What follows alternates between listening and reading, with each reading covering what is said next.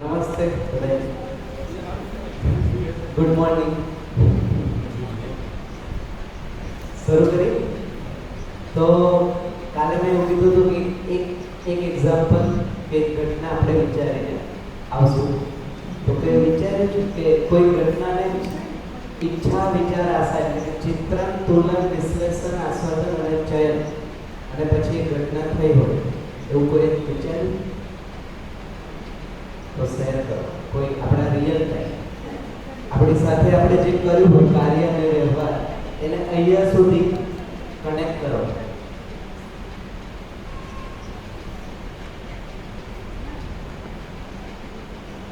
તો એ આ બાજુથી શેર તે બાજુથી શેર.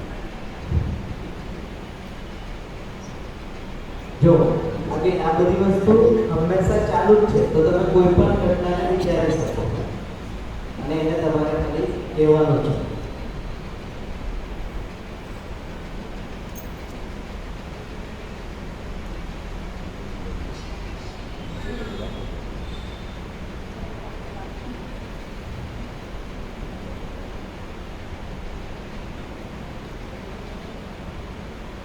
કઈ રીતના ચિત્રણ થાય છે કઈ રીતના દાખલા તરીકે કે આપણે ફરવા જવાની ઈચ્છા થઈ, વાતાવરણ સારું છે, તો ઈચ્છા થઈ ફરવા જવા.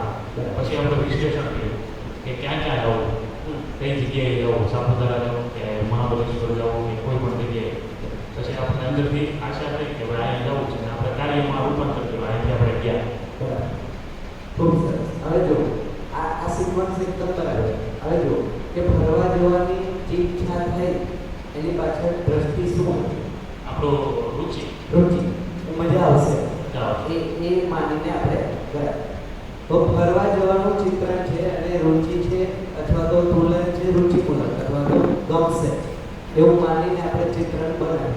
ફરવા જવું પછી એમાં 10-15 ઓપ્શનમાં એનાલિસિસ થાય. ક્યાં જવું, ક્યારે જવું, કઈ રીતના જવું અને અત્યારે જવું, સવારે જવું, કયા એટમોસ્ફિયરમાં સારું રહેશે, આ બધું છે. અને પછી એમાંથી એક નિર્ણય તમે લીધો કે અચ્છા અહીંયા આપણે જઈએ એટલે ચૂઝ ધ પ્લેસ અને પછી એ પ્રમાણે કાર્ય. ખૂબ સરસ. બીજું કંઈ એક્ઝામ્પલ કે જેમાં આ બધી ક્રિયાઓ આપણે જોઈ શકીએ?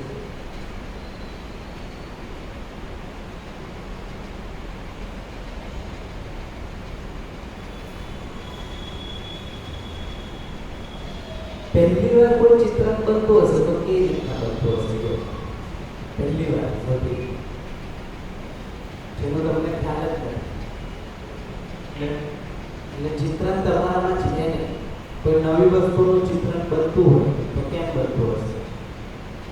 આપણામાં જેમ કે મેં તમને કોઈ XYZ જગ્યા કહું, તમે જે કીધું કે ત્યાં આપણે જવું, તમને ખબર જ નથી તમે શું કરશો? મારી સાથે આપણે તમને પ્રપોઝલ આપ્યું કે તમે માન લો કે આપણે જઈએ કે સાપુતારા જવાનું છે, તમને ખબર જ નથી શું, તો તમે શું કહેશો? મેં તમને કહું સાપુતારા જવાનું, બીજા પ્લેસની જોડે આપણે રિલાઇઝ એટલે નહીં, આમ સિમ્પલ સંવાદ કરી આપણે વાત.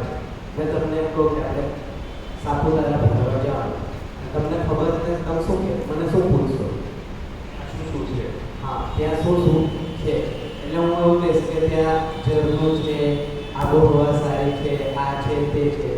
હવે તમારા ચિત્રણમાં આ બધી કન્ટેન્ટ હશે, મેચ થશે તો તમને કહેશો કે હા જઈએ જોઈ લઈશું. રિલાઇઝેશન હે રિલાઇઝ કરશો.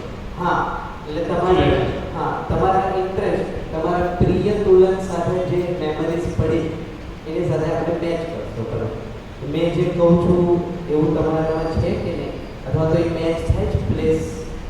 આપણે દાખલા તરીકે એમ કહી શકીએ કે આપણે અમરનાથ ગયા નથી પણ ત્યાં કોઈ વાત કરે કે એના ફોટા આપણે જોઈએ તો માઇન્ડમાં એ ચિત્ર ઊભું થાય અને પછી એને ફરવા જવાની ઈચ્છા થાય. ઈચ્છા થાય. એકવાર અમરનાથ જઈએ કારણ કે એવું ઇન્ફોર્મેશન ચિત્રણના રૂપે આપણે લઈ જોયું નથી, ગયા નથી. પછી શું થાય કે એનો આપણી સ્થિતિ પરિસ્થિતિ પ્રમાણે વિશ્લેષણ કરીએ. એકલા જવું, પરિવાર સાથે જવું, મિત્ર સાથે જવું, ક્યારે જવું, પછી કેટલો ખર્ચો થશે, ટ્રેનથી જવું, પ્લેનથી જવું, આ બધા વિશ્લેષણ આવશે ને એમાં પછી ફાઇનલ નિર્ણય બનશે જવાય અને પછી ચેન્જ થાય એ પ્રમાણે. હવે થોડુંક અલગ રીતના અને અથવા તો બીજા પોઈન્ટથી વિચારે. મેં કીધું હતું કે જ્યારે ચિત્રણ કહીએ છીએ તો ચિત્રણ કાં તો હશે આપણામાં કાં તો આપણે બનાવશું. અત્યારે આપણે જે એક્ઝામ્પલ વાત કરીએ હશે તો તમે એની સાથે મેચ કરી લેશો. બનાવવામાં છે ને એમાં થોડોક સમય લાગે.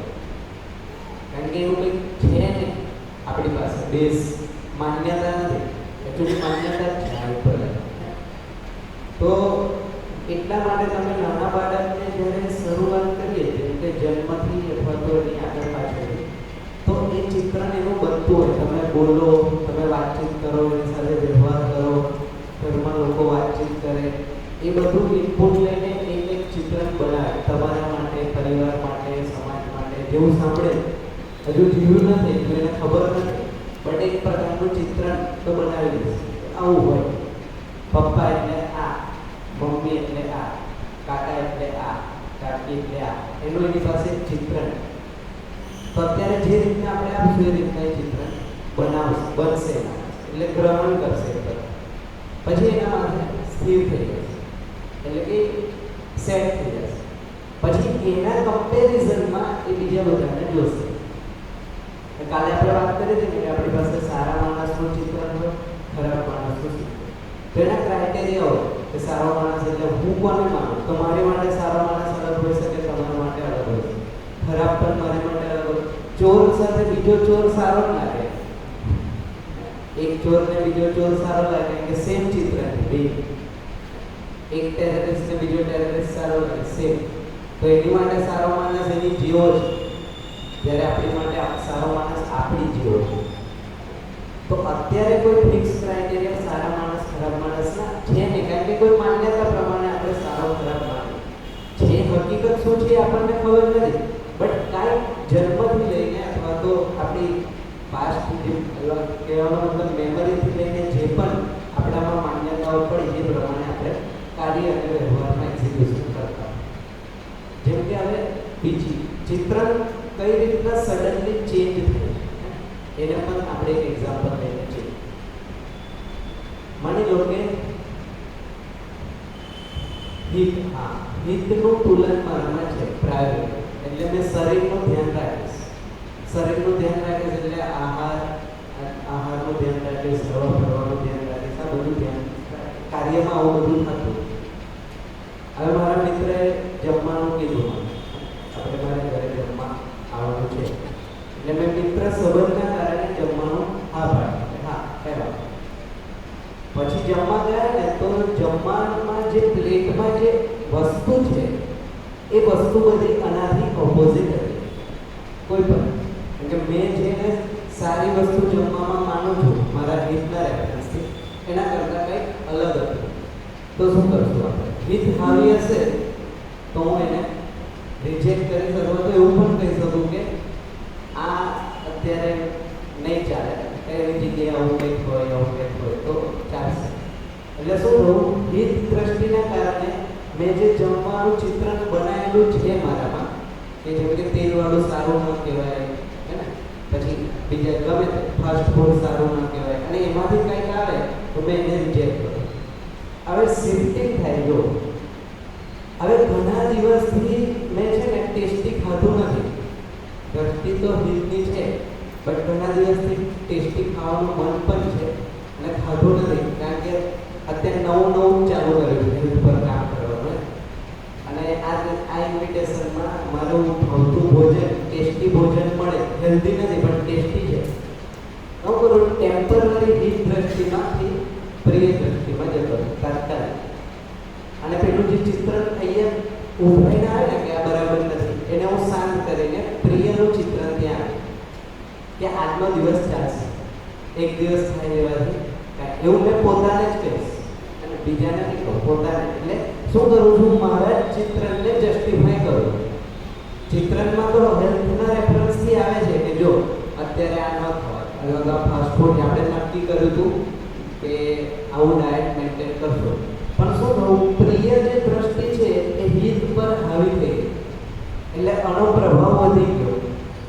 10 દિવસથી પડી રહ્યું હતું અંદર અને ખવાયું નતું, નાઈ ગયો છે અને મન થઈ ગયું, એનો મતલબ હિત સાઈડ પર જતું રહ્યું, પ્રિય પ્રાયોરિટીમાં આવ્યું અને પ્રિય આવ્યું એટલે ચિત્ર તરત જ ચેન્જ થઈ જશે. તો પછી એમાં બધું મેં નહીં જોયું, તેલવાળું ફાસ્ટ ફૂડ આ તે જે હશે એ જમીન, કારણ કે ગમતું છે, ટેસ્ટી છે અને ઘણા દિવસથી ખાવું. હવે જો પાછું થાય છે શું, એ જમી લીધું, હવે ચિત્ર ચેન્જ કરવા માટે પણ વિશ્લેષણ કરાય. આ બધું ચાલે જ છે પેરેલલ. જેમ કે મારું જે હિતના રેફરન્સથી જે ડીશ આવી જોઈએ જમવામાં એ ના આવી, એના કરતાં અલગ આવે. એટલે મેં વિશ્લેષણ કરું છું કે જો 10 દિવસથી નહોતું ખાધું એટલે આટલી કેલેરીને એવું તો ઓલરેડી બંધ થયું જશે. એકાદ દિવસ ખાઈ લઈશું, પછી પાછા 10 દિવસ આવું નહીં ખાઈએ એટલે આવું નહીં કરીએ એટલે પાછું બેલેન્સ થઈ જશે. તો એ ચિત્ર ના અનુરૂપ ચિત્રને બદલવા માટે અહીંયા ક્યાંક વિશ્લેષણ પાછું ચાલુ છે.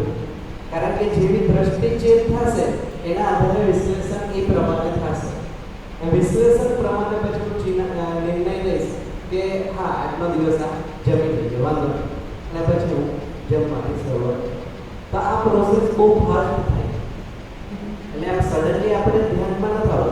એટલે આપણું ધ્યાન આપણા ચયન, આસ્વાદન, તુલન, વિશ્લેષણ અને ચિત્રણ પર કોન્શિયસલી ન થાય. એટલે શું થાય કે કર્યા પછી ધ્યાન જાય, અચ્છા આ ક્યાં કરાઈ ગયું, આ ભૂલ થઈ ગઈ. કારણ કે એ ટાઈમે આ દ્રષ્ટિનો જે પ્રભાવ છે એ પ્રભાવ મેં જાણી નથી શકતો.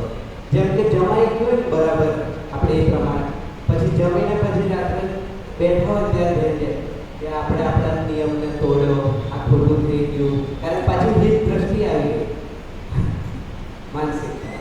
એટલે હિત દ્રષ્ટિ આવે એટલે જે કાર્ય થયું એટલે પાછું આપણે વાગોડીએ અને એનું પછી દુઃખ, પીડા આવે. તો આપણે એમ કહી શકીએ કે આપણે અંદર બેઠા હોય તો અંદર સવાલ જવાબ જે થતા હોય એ ક્રિયા થતી હોય ને. તો માણસ અને જીવન જે છે એ જીવનને સાંભળવા, દેખવા, સમજવા માટે બાહ્ય પર આંખ, કાન, નાકની જરૂર નથી. એટલે કાન, નાક વગર પણ સાંભળે છે, જોવે છે, સમજે છે. અંદર જ આખી ક્રિયા ચાલુ હોય. હા, એટલે આપણે પોતાને જ સાંભળીએ છીએ, પોતાને જોઈએ છીએ, પોતાને એ પ્રમાણે એક્ઝિક્યુટ કરીએ. બટ એ પોતાનો રેફરન્સ બીજા સાથે મેચ કરીને ચાલે, બીજા સાથે કરે. પહેલાં થાય પોતાના, પછી વસ્તુ આગળ જાય. તો આ કન્ટિન્યુઅસ ચાલે છે. ખાલી ધ્યાન ઘણી વાર જતું રહે. બહુ મોટી મિસ્ટેક થાય તો વિચારીએ તો પાછું ધ્યાન જાય. મોટી મિસ્ટેક ના થાય ત્યાં લગી બધું ચાલે કરે, ઠીક છે. રિઝલ્ટ બહુ આડાવડું ના આવે તો ચાલે એકાદ દિવસ. પછી એને વિચારીએ ને બટ એ જતું રહેશે અહીંયાથી એવું નહીં થાય. એટલે એક સૂત્ર છે એને પહેલા વેરીફાઈ કરી લઈએ કે માણસ, આપણે બધાને ખબર છે કે માણસ ભૂલથી શીખે, ભૂલ કરીને શીખે. આપણે સાંભળ્યું છે બધાએ. આપણે એ રીતના શીખે છે કે નહીં અત્યારે? હા કેમ? આપણે અત્યારે પણ જે શીખીએ છીએ એ કઈ રીતના શીખીએ? ભૂલ કરીને શીખીએ. તો જો આને જોવું પડશે. માણસ ક્યારેય ભૂલથી શીખતો નથી. પહેલા ભૂલથી શીખતો હોય તો ભૂલો વધે કે ઘટે? ઘટે. પણ એકની એક ભૂલ ન હોય ને બીજી બધી અલગ હોય તો એક્ઝેક્ટ.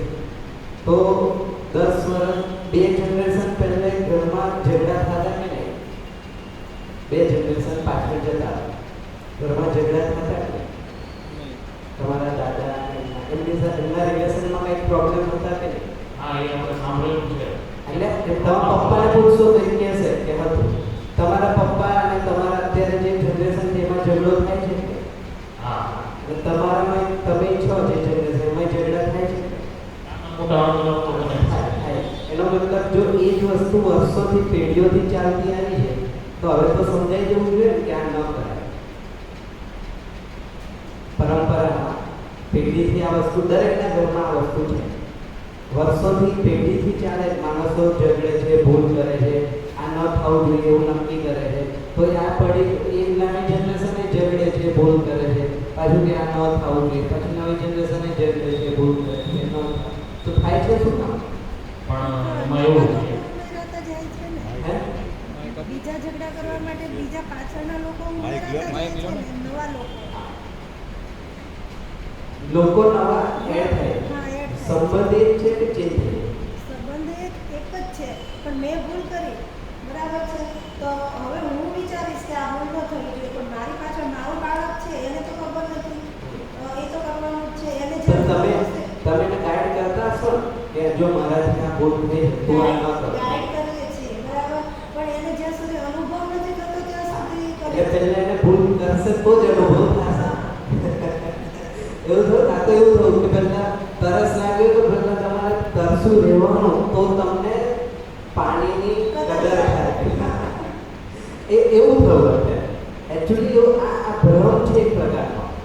જો આવું હોત તો માણસ શીખી ગયો અને સુધરી ગયો. કમ્પેરેટિવલી 100-200 વર્ષ પહેલા જેટલી ભૂલો થતી આજે ભૂલો વધી છે ઘટી.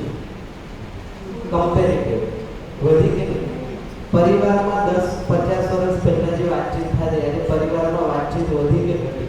પણ માઇન્ડ એવા અત્યારે થઈ ગયા હા, છે એ જ કહું માનસિકતામાં પ્રોબ્લેમ હશે જે હશે, બટ આપણે ઓબ્ઝર્વેશન લઈએ વધ્યું કે ઘટ્યું? બધું જ છે. એનો મતલબ કે ભૂલો વધી છે, સંવાદ ઘટ્યા છે, કમ્યુનિકેશન ઘટ્યું છે.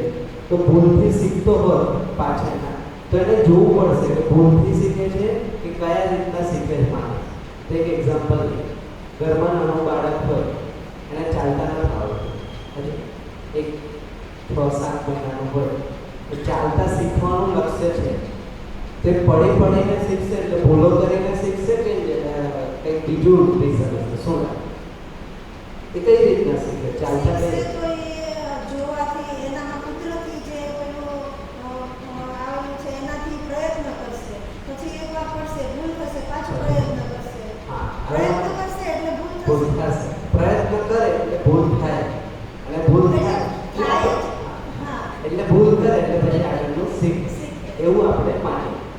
કોઈ વ્હીકલ ચલાવતા શીખ્યું હશે આપણામાં નવું, તો શું બધા લોકો એક્સિડન્ટ કરીને સારું શીખ્યા છે? પણ ભૂલે બધા જ નથી કરતા ને. હા, બસ એ તો ભૂલથી શીખતા હોત તો શીખાઈ જતું હોત ને જે ન શીખાય એનો મતલબ એ ક્યાંથી શીખ્યા તો પછી? તો એને સમજવું પડશે જેમ નાનું બાળક ઘરમાં ચાલતા શીખે છે તો એની પાસે પરિવારમાં 5 સભ્યો એવા છે કે જે ઓલરેડી ચાલે છે. તેની પાસે રેફરન્સ છે. સાચામાં રેફરન્સ હોય તો શીખાય, સાચામાં રેફરન્સ ના હોય તો ભૂલ ગમે એટલી કરો ન શીખાય. તો ભૂલથી ન શીખતા, સાચી વસ્તુનો રેફરન્સ છે એનાથી શીખે છે માણસ. જો એની પાસે જેમ કે આ બાળકનો જન્મ થયો તમે જંગલમાં મૂકી દો પશુ પક્ષીઓની વચ્ચે, તે 2 પગે ચાલશે કે 4 પગે ચાલશે? જોશે એવું સારું. હા, એનો મતલબ જે રેફરન્સ છે એ પ્રમાણે એ શીખશે. તો એ જ રીતના આજે દરેક વ્યક્તિ આપણને એવું લાગે છે કે ભૂલ કરીને શીખે, સાચું સમજાય જશે ભૂલ નહીં થાય.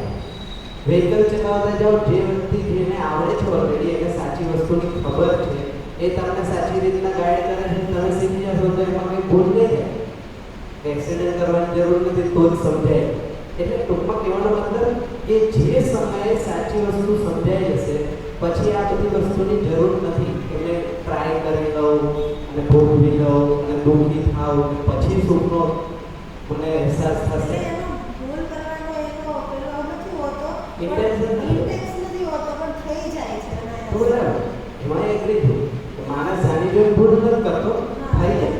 પણ મેં એ સેન્સમાં કહું છું કે થઈ જાય છે તો થઈ ગયા પછીનું સોલ્યુશન હશે તો આગળ નહીં થાય.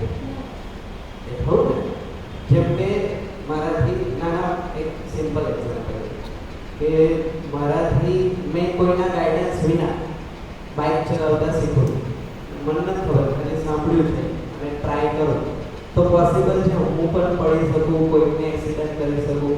આ થઈ ગયું, આ ભૂલ થઈ ગઈ. જાણી જોઈએ ને કે મારે તો વ્હીકલ ચલાવતા શીખવું તો મારાથી આ થઈ. તો આ ભૂલ થઈ તો હવે તો મને સમજાવવું જોઈએ ને કે આ મારી મેથડ યોગ્ય નથી. તો જેને આવડે છે એને આપણે પૂછીને સમજી લઈએ કે કઈ રીતના થાય અથવા તો ગાઈડન્સ લઈએ તો એ મળી જશે. પછી મેબી પછી એ ભૂલ નહીં થાય, સાચી વસ્તુ સમજાઈ જશે કે ભાઈ આને ક્લચ કહેવાય, આને બ્રેક કહેવાય, પછી ભૂલ નહીં થાય. કારણ કે સાચી વસ્તુ છે એટલે હવે ભૂલ નથી થાય. બટ હવે હું એવું જ માનું કે ના આ તો થાય જ, ચાલ્યા કરશો, એક દિવસ તો આવડી જ જશે ને. તો અત્યારે જિંદગીમાં આવું થાય, એક દિવસ તો સંબંધ સારા થઈ જ જશે. આજે આટલું ચાલશે, આજે આટલું ચાલશે. આ અપેક્ષામાં એન્ડ આવી જાય પણ સંબંધ એવા ને એવા. તો કારણ કે જેને સંબંધ ખબર છે એવું કોઈ વ્યક્તિ આપણી આજુબાજુ છે કે જે સંબંધમાં જીવતું હોય, કે જેને સંબંધમાં કોઈ પ્રોબ્લેમ ના હોય, તો રેફરન્સ મળશે ક્યાંથી? તો રેફરન્સ નથી એટલે ભૂલો થયા કરે, અલગ અલગ ભૂલો થાય. એકને એક મિસ્ટેક બીજી વાર ન કરવાનો, મિસ્ટેક તો ત્યાં. એટલે માણસ ક્યારેય ભૂલથી શીખતો નથી, સાચાના સંદર્ભમાં માણસ શીખે. એ સાચી વસ્તુ પકડાઈ જશે પછી ભૂલ નહીં કરે. એ તો એટલે જ આપણે કહી શકીએ કે જે સમયે આપણું ચિત્રણ અથવા તો ઈચ્છા સાચી બની જશે ને પછી નીચે કંઈ પ્રોબ્લેમ નહીં. કારણ કે આ બધું તો આના આધારે ચાલે છે. તો અહીંયા જો ચિત્રણ સાચું બનવા માંડશે એ પ્રમાણે જ પછી વિશ્લેષણ એ પ્રમાણે જ છે, એ પ્રમાણે જ કાર્યવ્યવહાર કરે. પછી આમાં ભૂલ નહીં. અત્યારે આપણે શું કરીએ છીએ? કાર્યમાં ભૂલ થઈ, વ્યવહારમાં ભૂલ થઈ, તો કાર્ય અને વ્યવહારને સુધારવાનો ટ્રાય કરીએ.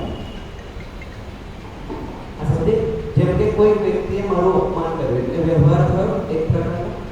તો હવે એ અપમાન શું કામ ન કરવું જોઈએ તારે એના પર આપણે કામ કરશું કે આવું ન કરાય, આવું કરાય, આવું ન કરાય, આવું કરાય. અહીંયા કામ કરવાનો ટ્રાય. એકચ્યુઅલી કામ અહીંયા થશે ને તો આ નહીં થાય. તો એને સન્માન સમજાશે ને તો એ અપમાન નહીં કરે. આપણે શું કરીએ? અપમાન ન કરાય એના 10 એક્ઝામ્પલ આપે.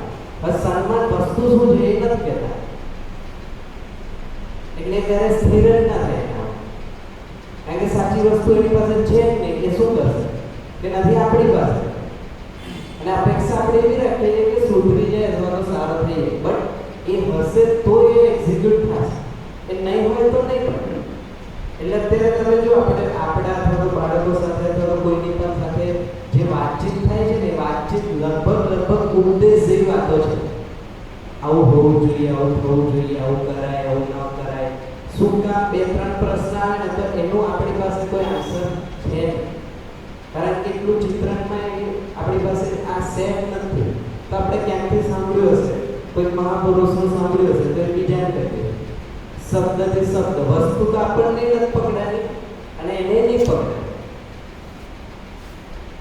એટલે બાળકે માન લો કે એક એક્ઝામ્પલ લઈને સમજીએ. એટલે બાળકે સવારે તમે નક્કી કર્યું તો કે જે વડીલો હોય ને એટલે તારે આ રીતના સન્માન આપવાનું, આવું કરવાનું. અને બાળકે એક દિવસ ન કર્યું. હવે ન કર્યું ને એટલે આપણે એને 10 રીઝન આપશું કે શું કામ કરવું જોઈએ. આવું કરવાનું હતું, તને ખ્યાલ નહોતો, તારેથી અપમાન ન કરાય, અપમાન લાગે. હવે નથી સન્માનની આપણને ખબર. એટલે આપણે શું કર્યું કે એને જે વર્તન કર્યું ને એ વર્તન સુધારવા માટેના પ્રયત્ન કરશું કે આવું વર્તન ન કરાય, આવું વર્તન કરાય, આવું વર્તન ન કરાય, આવું વર્તન. આવા લોજિક અને એક્ઝામ્પલ આપે. હવે આપણને એ સમજાવવું જોઈએ કે એનું જે વર્તન આવે છે સંબંધમાં, એ વર્તન તો ક્યાંક અહીંયાથી આવે. આ તો એનું છેલ્લું રિઝલ્ટ છે. એ જે કરે છે, બોલે છે, જીવે છે, એ તો લાસ્ટ છે. એની પહેલા અહીંયાથી આટલી પ્રોસેસ થઈ ગઈ. તો જો મારું ધ્યાન અહીંયા જતું રહેશે તો એના વર્તન પરથી મને ખ્યાલ આવી જશે કે એના ચિત્રણમાં શું ચાલે. તો હું એના ચિત્રણને બદલવાનો પ્રયત્ન કરીશ, નહીં કે એના વર્તન. તો એને સલાહ નહીં આવે, સલાહ વર્તન બદલવાનો પ્રયત્ન. હું એને સમજણ આપીશ અને સમજણ આપવા માટે એક સમજણ પ્રમાણે જીવવું એ રિફ્લેક્શન આવશે. હું જીવીશ ને તો એ નકારીને આજે પણ વ્યક્તિ સાચા આચરણ અથવા તો સાચા વર્તનને ક્યારેય નકારી ના શકે. એ કેપેસિટી માણસની નથી. તે સમજણને પહેલાં વર્તનમાં આવશે, વર્તન પ્રમાણે રિફ્લેક્ટ થશે અને વર્તનની પ્રભાવ અથવા તો વર્તનનું સારી પ્રેરણા એ આગળના બાળકને અથવા તો આપણા ઘરના બાળકને જાય જ પહોંચે જ છે. એ સારું હોય તો પણ પહોંચે, ખરાબ હોય તો પણ પહોંચે, એ પહોંચે જ છે.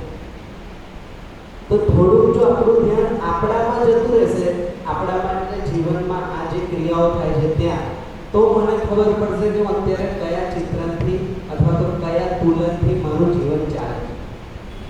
અત્યારે મારું લક્ષ્ય શું બન્યું. એકચ્યુઅલી આપણા બધાના જે લક્ષ્ય છે એ લક્ષ્ય પણ અહીંયા સેટ થાય. યોજના બને એ જે બીજી લેંગ્વેજમાં કહીએ તો આપણું ગોલ, લક્ષ્ય અહીંયા સેટ થવું. આ સેટ થયેલા લક્ષ્ય પ્રમાણે હું ચાલતો. જેમ કે લક્ષ્ય બનાવો કે મંથલી 50,000ની ઇન્કમ થવી જોઈએ, આ મારો ગોલ સેટ કર્યો ફોર એક્ઝામ્પલ, તો મહિને 50,000 કેમ થાય ને એની માટેના બધા વિશ્લેષણ ચાલશે. તો જોબ કરવું, બિઝનેસ કરવું, અત્યારે માર્કેટમાં શું ચાલે છે, તેમાં વધારે પ્રોફિટ છે, તેમાં ઓછી મહેનત છે, પછી એમાં દ્રષ્ટિ લાભની હશે, પ્રિયની હશે અને હિતની હશે, એ ચેન્જીસ થયા હશે. લક્ષ્ય છે 50,000 ભેગા કરવા, તો શોર્ટકટથી કરવું હોય તો લાભની દ્રષ્ટિ હશે, મહેનતથી કરવું હોય તો કોઈ પ્રકારના હિત લાભ મિક્સર હશે, અને ગમતી જોબ કરીને 50,000 કરવા તો પ્રિય દ્રષ્ટિ પ્રાયોરિટીમાં હશે. બટ લક્ષ્ય 50,000 ભેગા કરવા, 50,000 ભેગા કરે. હવે તમે કોઈની સાથે વાતચીત પણ કરશો ને તો પણ એનો રેફરન્સ 50,000 ભેગા કરવાનો હશે, ચેન્જ નહીં. તો આજે સંબંધના આધાર પર સુવિધા છે કહેવાનું, કારણ કે એનાથી વધારે અહીંયા કંઈ છે નહીં મેક્સિમમ. તો આપણે નવા મિત્ર બનાવશું, આ બનાવશું, એની પાછળનો દ્રષ્ટિકોણ જોશું તો જે લક્ષ્ય બનાવ્યું હશે ને લક્ષ્યના આધારે આપણે સંબંધ નિર્વાહ કરતા. તો ન્યાયનું લક્ષ્ય હશે તે પ્રમાણે હશે, હિતપ્રિય લાભનું હશે તે પ્રમાણે હશે. તો જ્યાં સુધી આ લક્ષ્ય પૂરું ન થાય બનાવેલું ત્યાં સુધી હું બધી જ કાર્ય વ્યવહાર આના રેફરન્સમાં જ કરીશ. કોઈ સાથે સારું રાખીશ તો પણ મેં ધ્યાન રાખીશ કે આ મને આગળ જતા ક્યાં પ્રોફિટેબલ થશે. આવે કોઈ સાથે ખરાબ રાખીશ તો એ રીતના થશે, આ નડે નહીં. અને 50,000ના લક્ષ્યમાં તો જે પણ વ્યવહાર થશે, જે પણ કાર્ય થશે, બધું જ એ લક્ષ્યના ધ્યાનમાં રાખીને થશે. તો અલ્ટિમેટલી થશે શું? તો લક્ષ્ય ચેન્જ થશે. તો અત્યારે ટેમ્પરરી લક્ષ્ય જેટલા પણ છે એની જગ્યાએ આપણું લક્ષ્ય શું છે? માનવનું લક્ષ્ય શું છે? નહીં, એક્ઝેક્ટલી લક્ષ્ય શું છે? સુખી થવું. તો હા, એક મોટા રૂપમાં કીધું, પણ કાલે આપણે વાત કરી હતી માનવ લક્ષ્ય, યાદ છે? 4 વસ્તુ હતી. પહેલા શું? હા એ તો પહેલું શું હતું? સમાધાન. આને તમે કીધું સુખ, સમાધાન. બીજું લક્ષ્ય સમૃદ્ધિ, ત્રીજું સમાજમાં અભયતા, અને ચોથું પ્રકૃતિમાં સંતુલન એટલે સહઅસ્તિત્વ. આ માનવ લક્ષ્ય હતું. આ ફિક્સ છે, આ ચેન્જ નહીં. તો અત્યારે જે લક્ષ્ય છે અધૂરા, આડાઅવડા, એ લક્ષ્યની જગ્યાએ આ લક્ષ્ય સેટ થશે સમજણપૂર્વક. હવે આ લક્ષ્ય ક્યારેય ચેન્જ નહીં, અને એમાં ક્રમ છે. તો પહેલા દરેક વ્યક્તિ સમાધાન મેળવશે, દરેક ઇન્ડિવિજ્યુઅલ. એવું નહીં થાય સમાધાન વગર ડાયરેક્ટ સમૃદ્ધિ મળી, એવું પોસિબલ જ નથી. સમાધાન પૂર્વક જ બીજું લક્ષ્ય પૂરું થશે, અને આ 2 લક્ષ્ય પૂર્વક જ ત્રીજું લક્ષ્ય પૂરું થશે, અને આ રીતના પૂરું થશે તો જ આ લક્ષ્ય પૂરું થશે. તો આ ક્રમ છે પોતાનામાં, પરિવારમાં, સમાજમાં અને પ્રકૃતિમાં. આ 4 લેવલના ક્રમ છે. એટલે તમે માની લો, અને એકદમ સિમ્પલ લેવલ લેંગ્વેજમાં સમજીએ તો આ છે ને પોતાનામાં, પોતાના રેફરન્સમાં આપણે વાત થઈ હતી. આ પરિવાર અથવા તો સંબંધના રેફરન્સ, આ સમાજ, માનવ સમાજના રેફરન્સમાં છે, અને આ આખો અખંડ સમાજ અથવા તો પ્રકૃતિના રેફરન્સમાં છે. હવે એક્ઝામ્પલ લઈને અત્યારે થાય છે શું? અને આપણે એ પણ વાત કરી હતી દરેક વ્યક્તિ જાણતા 4 લેવલ પર જીવે છે, એમાં ચોઈસ નથી. પ્રકૃતિ સાથે બાય ડિફોલ્ટ છે, સમાજમાં પણ આપણે છે, પરિવારમાં આપણે છે, અને પોતે તો આપણે છે, જીવે છે ત્યાં સુધી તો આ છે. તો હવે એને ઓબ્ઝર્વ કરીએ, એક પ્રોબ્લેમ, દરેક સ્થિતિના પ્રોબ્લેમ લઈને એનાલિસિસ કરીએ. માની લો કે અત્યારે ગ્લોબલ વોર્મિંગ છે, આ પ્રોબ્લેમ છે. પ્રોબ્લેમને આઈડેન્ટિફાઈ કર્યો આપણે, ગ્લોબલ વોર્મિંગ. હવે આ પ્રોબ્લેમ ક્યારે સોલ્વ થશે? આ પ્રોબ્લેમ છે, આ કયા લેવલનો પ્રોબ્લેમ છે? 4માંથી 1 2 3 4 એટલે કે આ છેલ્લા લેવલનો પ્રોબ્લેમ છે. આ એક પ્રોબ્લેમ. હવે માની લો કે મેં મારા નેચર અથવા તો જે અત્યારે જે નેચર છે એ નેચર પ્રમાણે મને પ્રકૃતિમાં કામ કરવાનું ખૂબ ગમે. કોઈ એવા લોકો હશે કે ગ્લોબલ વોર્મિંગથી અત્યારે બહુ પીડિત હશે, ત્યાં ના થવું જોઈએ, ઝાડવા ના કપાવવા જોઈએ, પાણી દૂષિત થાય, આવા ઘણા લોકો હશે કે જેનું આ હાયર પ્રાયોરિટીમાં હશે. બધાનું હોય પણ અલગ અલગ પ્રાયોરિટી હોય. તો અમુક હશે દુનિયા. તો હવે એ એક વ્યક્તિ આખી જિંદગી કેટલા પ્રયત્ન કરશે તો આ પૂરું થઈ જશે, આ પ્રોબ્લેમ સોલ્વ થઈ જશે. શું લાગે? એક વ્યક્તિ આખી લાઈફ સવારથી લઈ ઊંઘવાનું ખાવા પીવાનું મૂકી દે માની લો, તો આ પ્રોબ્લેમ સોલ્વ થઈ જશે? કેમ નહીં થાય? કારણ કે આ એકલાનો પ્રોબ્લેમ નથી. એકલાનો પ્રોબ્લેમ ક્યાં છે? અહીંયા. તો આ જોવાનું આપણે આઈડેન્ટિફાઈ કરવું પડશે. બાકી આપણે પોતે અલગ અલગ લક્ષ્ય બનાવીને દુઃખી થશું કે મને સમજાવવું જોઈએ કે સમાજનો પ્રોબ્લેમ જ્યારે સમાજ સરખો થશે ત્યારે જ થશે. બટ સમાજ કેમ સરખો થાય એની માટે હું પ્રયત્ન કરીશ, એ મૂકી નહીં દઉં. બટ અપેક્ષા નથી કે મારાથી સમાજ ચેન્જ થઈ જશે, કારણ કે પોસિબલ નથી. જેમ કે ભારતની ઇકોનોમી, માન લો કે ભારતની ઇકોનોમી ડાઉન થઈ, હું દિવસ રાત કેટલા પ્રયત્ન કરીશ કે ઇકોનોમી સરખી થઈ જાય, અને પોસિબલ છે જ્યાં સુધી માનવ સમાજ અથવા તો ભારતના રહેતા લોકોનું એક લક્ષ્ય નહીં થાય કે ઇકોનોમી સારી થવી જોઈએ, ત્યાં સુધી ઇકોનોમી સરળ ના. કહેવાનો મતલબ જે લોકો એને પ્રાયોરિટીમાં રાખે, તો એ સમજાવવું ક્રિટિકલી કે સમાજનો પ્રોબ્લેમ છે એ સામાજિક માનસિકતા એક લેવલથી સારી થશે તો જ રિઝોલ્વ થશે. તો એમાં ઉતાવળ નથી કે આ શરીર યાત્રામાં થઈ જાય અથવા તો 10 વર્ષમાં થઈ જાય, 20 વર્ષમાં. જો ઉતાવળ કરવાથી હું જ દુઃખી થાય, કારણ કે રિઝલ્ટ મળે ને નિયમથી જ ચાલશે બધું. એ જ રીતના પરિવારની સમૃદ્ધિ છે, પરિવારમાં જે સંબંધી છે એ પણ એની સ્થિતિ પ્રમાણે પહેલા સમાધાનિત થશે ને પછી એની માટે પ્રયત્ન કરશે. તો હું ઉતાવળ કરું, હું સમજી લીધો, હવે તમે કેમ ન સમજતા, કેટલી વાર 10 વર્ષ થયા ને એ ન ચાલે. એનાથી હું જ દુઃખી થઈશ. તો કહેવાનો મતલબ એ ક્લિયર હોવું જોઈએ કે જે લેવલનો પ્રોબ્લેમ છે એ પ્રોબ્લેમનું સોલ્યુશન પણ એ લેવલ પર જ મળશે. બટ હા, આમાં મેઇન પોઈન્ટ એ છે કે એનાથી માની લો કે ગ્લોબલ વોર્મિંગ પ્રોબ્લેમ છે તો હું શું કરી શકું? તો સમજદાર વ્યક્તિ ગ્લોબલ વોર્મિંગમાં કન્ટ્રીબ્યુશન પહેલાં તો ન કરે. એટલે કે એના કારણે ગ્લોબલ વોર્મિંગ થાય, સંતુલન ડિસ્ટર્બ થાય એવું તો પહેલાં એ કામ નહીં કરે. બીજું, એનાથી જેટલા પ્રયત્ન થશે આ વસ્તુ અટકાવવાના એટલા પ્રયત્ન કરશે. હવે શું નહીં હોય તો એવી અપેક્ષા નહીં હોય કે મારાથી બધું સારું થઈ જશે, એ અપેક્ષા નહીં હોય. એટલે ખોટી અપેક્ષાઓ અમર ના હોય. બાકી કામ તો કરશે અને કામના રિઝલ્ટ, તો રિઝલ્ટ શું મળશે? તો મેં ગ્લોબલ વોર્મિંગમાં પાર્ટિસિપેટ નથી કર્યું એટલે મારામાં સેટિસ્ફેક્શન, સંતોષ બનેલો રહેશે, ભલે બહાર ગ્લોબલ વોર્મિંગ છે. આ સમજે? કારણ કે મારી પાસે ગ્લોબલ વોર્મિંગનું સોલ્યુશન ઓલરેડી છે, તો હું ગ્લોબલ વોર્મિંગથી પ્રભાવિત નહીં થઉં. અત્યારે જેટલા લોકો પર્યાવરણના દૂષણના કારણે પ્રભાવિત થાય એ મીન્સ એનું સોલ્યુશન એમની પાસે નથી. કારણ કે સોલ્યુશન હોય એને દુઃખ થાય એ પોસિબલ નથી. તો આ વસ્તુને થોડી શાંતિથી અને ઇઝીલી જોવાની જરૂર છે. જો આ વસ્તુ થોડું ધ્યાનમાં આવી જશે ને તો એક ગુણ માનવમાં એસ્ટાબ્લિશ થશે, તેને કીધું ધીરતા. ધીરતા આવશે, પેશન, આરામ. કારણ કે સ્થિતિ પ્રમાણે બધું ચેન્જીસ આવશે. રાતોરાત આપણા માનવાથી ચેન્જીસ નહીં. હા, એક જગ્યાએ તમે ઈચ્છો ત્યારે ચેન્જીસ આવે, એ છે પોતાના.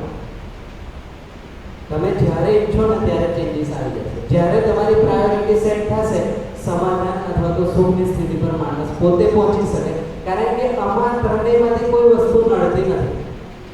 સમજવા માટે અથવા તો સમાધાનિત થવા માટે કોઈ બાધ્યતા નથી. આજે પણ કોઈ બાધ્યતા નથી. ખાલી મારી જ માન્યતાઓ અથવા તો મારા જ ચિત્રણ મને વચ્ચે આવ્યા આવે. વ્યક્તિ, પરિસ્થિતિ, સ્થિતિ, સમાજ, પ્રકૃતિ આ કશું જ નડતું નથી આના માટે. એટલે સુખી થવાના રસ્તામાં કોઈ જ પ્રકારના અવરોધ નથી. હું કંઈક માની લઉં એ મારો અવરોધ બનશે. એટલે કે હું આડાવડું ચિત્રણ બનાવી લઉં તો એ મારો અવરોધ બનશે. બાકી નેચરમાં કોઈ અવરોધ નથી. આ ઉલટાનું તમે આના માટે પ્રયત્ન કરશો તો 10 લોકો તમને સપોર્ટ કરશે. આ નિયમ છે. ટૂંકમાં આ નેચરમાં આ રીતના ડિઝાઇન પ્રકૃતિ તમને સપોર્ટ કરશે, કારણ કે તમે એના સપોર્ટમાં જ કંઈક કરો છો. તો એ વિન-વિન સિચ્યુએશન થશે. તો આ રીતના થોડું આઈડેન્ટિફાઈ કરવું પડશે કે ચિત્રણ અત્યારે જે પણ કંઈ ઈચ્છાઓ છે એની જગ્યાએ આ લક્ષ્ય સેટ થશે, જેને આપણે માનવ લક્ષ્ય કીધું. આ માનવ લક્ષ્ય એકવાર સેટ થઈ ગયું પછી આ ચેન્જ નહીં થાય ક્યારેક કોઈ પણ સ્થિતિ બનશે. તો સૌથી પહેલા માણસ સુખી થવા માટે જ પ્રયત્ન કરશે, નેચરલ. એટલે આપણે બધા જે પણ કંઈક કરીએ છીએ એ સુખી થવા માટે જ કરીએ છીએ, કારણ કે આ નેચર. એટલે સૌથી પહેલું આ રિઝલ્ટ આપણને મળશે પોતાના. બીજું રિઝલ્ટ મને જે મળ્યું ને એ મારા પરિવારના જેટલા સંબંધી છે એને પણ મળે, એની માટે મારા પ્રયત્ન રહેશે. એટલે પરિવારની જેટલી પણ આવશ્યકતાઓ છે એ લોકોનું જે સુખી થવાનું લક્ષ્ય છે એને પૂરું કરવામાં હું હેલ્પફુલ થઈશ, કારણ કે એમની સાથે સ્વાભાવિક છે વધારે સમય રહેવું જોઈએ. તો બીજું લક્ષ્ય આ સેટ થશે પરિવારમાં સમૃદ્ધિ. સમૃદ્ધિ એટલે આપણે સમજ્યા અને એ પરિવાર આપણો આ રીતના જીવતો થઈ ગયો, બધા એમાં સુખી છે અને બધા સમૃદ્ધ છે. એ પરિવાર એક મોડલ તરીકે દેખાશે સમાજમાં. ત્યાં પરિવારમાં ક્યારેય ઝઘડો નથી થતો, બધા એકબીજાને સારી રીતના જીવી રહ્યા છે, બધા સુખી છે. એ તરત જ સમાજમાં રેપ્લિકેબલ થશે. તો બીજા પરિવારોને એની પ્રેરણા મળશે અને બીજા પરિવારો પણ આગળ આવશે કે અમારે પણ સુખી થવું. ત્યાર પછી આ પરિવાર સમાજ માટે એક સ્ત્રોત બની જશે, સમજણનો સ્ત્રોત. એ સમજાવશે, સમજણ અને સમૃદ્ધિનો એક સ્ત્રોત તરીકે આવશે. આ રીતના 10, 15, 100, 50 પરિવાર બની જશે એટલે સમાજમાં એક લેવલની અભયતા સ્થાપિત થશે. અને જો આ વસ્તુ માની લો એજ્યુકેશનમાં આવી જશે તો જલ્દીથી પર્ક્યુલેટ થઈ જશે. અને એ રીતના જ્યારે સમાજની માનસિકતા આ રીતના થઈ જશે, સુખી અને સમૃદ્ધિપૂર્વક જીવવા માંડશે, તો નેચર ડિસ્ટર્બ નહીં થાય, નેચર સંતુલનમાં આવી જશે. અને આ પૃથ્વી પર જેટલી પણ અવસ્થાઓ છે એ અવસ્થાઓ હંમેશા માટે આ રીતના રહી શકે એવી સ્થિતિ, જેને આપણે સ્વર્ગની કલ્પના કીધી, એ સ્થિતિ બને, જેને આપણે કહીએ છીએ સહજ. તો ચિત્રણ સેટ થઈ જશે અથવા તો આપણું લક્ષ્ય સેટ કરવાનું એટલું જ છે, લક્ષ્યને ચેન્જ કરવાનું. તો અત્યારે આપણી પાસે જે આધાર છે ને એ આધારથી ચિત્રણ ચેન્જ થશે. અત્યારે આપણી પાસે એક આધાર છે તુલન, હાલની સ્થિતિ.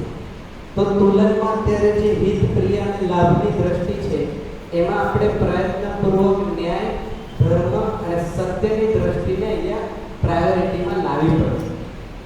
જેવી ન્યાય, ધર્મ અને સત્યની દ્રષ્ટિ આવશે પ્રાયોરિટીમાં, એ પ્રમાણે ચિત્રણ આના અનુરૂપ બનતું જશે. પછી યોજનાઓ બનશે. કેવા જેમ કે મારી દ્રષ્ટિ છે ન્યાય એટલે કે સંબંધ. તો એક એક્ઝામ્પલ લઈને સમજાવો એટલે આપણને ઈઝી. હા, અહીંયાથી આ દ્રષ્ટિ અને આ દ્રષ્ટિને કમ્પેર હિત અને ન્યાય. તો માની લો કે અત્યારની સ્થિતિ પ્રમાણે અમે જોઈએ કઈ રીતના આમાં ગ્રેજ્યુઅલી ચેન્જીસ આવશે. હિતની દ્રષ્ટિકોણ છે એટલે હું શરીર પર વધારે ધ્યાન આપું કે શરીર સ્વસ્થ થયા તે બધું આપણને. સેમ એક્ઝામ્પલ, આપણા ફ્રેન્ડે આપણને જમવા માટે ઇન્વાઇટ કર્યા, એની સાથે વર્ષો જૂનો સંબંધ છે, આપણે સારી રીતના આપણે ઘણા જૂના ફ્રેન્ડ છે. હવે મારી હિતના અનુરૂપ ખોરાક ન આપતા તો સંબંધ પ્રાયોરિટીમાં હશે તે વસ્તુ એક દિવસ માટે હું લઈ લઈશ, પણ એ સ્વીકાર નથી, પ્રિયના આધારે નથી, ન્યાયના કારણે છે. સંબંધ છે એટલે એ વસ્તુનો સ્વીકાર હું ટેમ્પરરી કરું છું. પછી નેક્સ્ટ ટાઈમ બોલાવશે તો એને પ્રપોઝલ આપી શકું કે હું અત્યારે આવું શું જમવાનું હશે, વાતચીત કરીને સેટ કરીશ. તો રિજિડિટી અથવા તો લેટ ગો કરવાની વસ્તુ નથી, બટ ત્યાં સંબંધ પ્રાયોરિટીમાં છે એટલે આમાંથી આ દ્રષ્ટિ સંતુલનમાં આવી જશે. પછી એવું અને ઓવર ઇવેલ્યુએશન નહીં થાય કે ના મેં આ ન જ ખાઉં ન જ ખાઉં, તો સામેવાળાને ખોટું લાગે, એટલે સંબંધ હર્ટ થાય.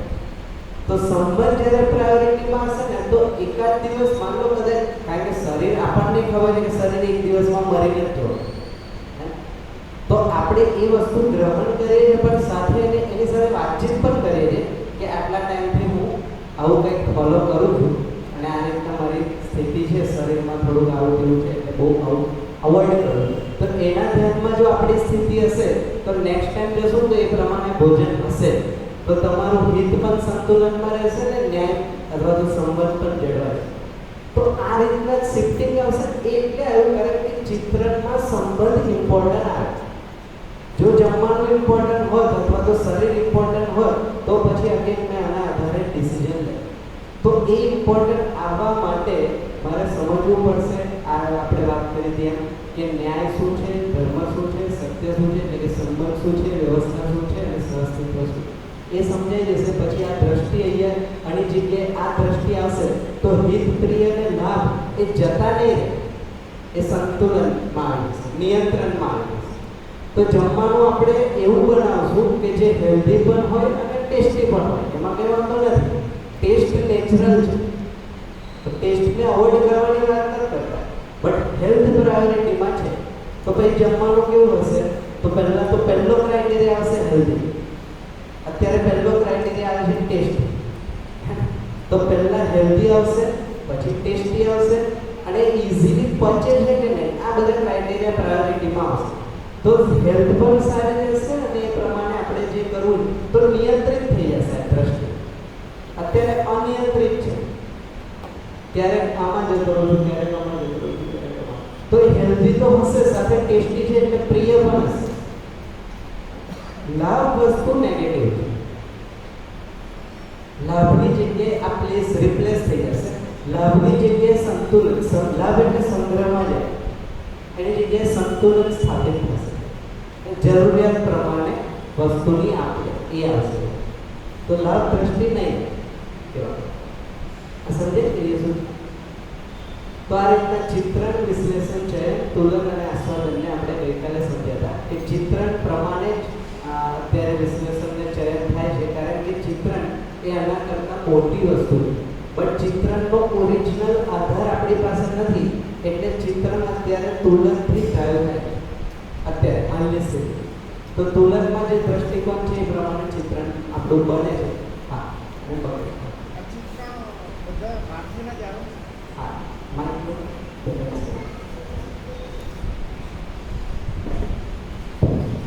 આ ચિત્રણ છે એ બધા બહારથી જ આવે છે. હા ના એટલે બે કાં તો ચિત્રણ બનાવીએ છીએ આપણે કાં તો બહારથી ગ્રહણ કરીએ, બે પોસિબિલિટી.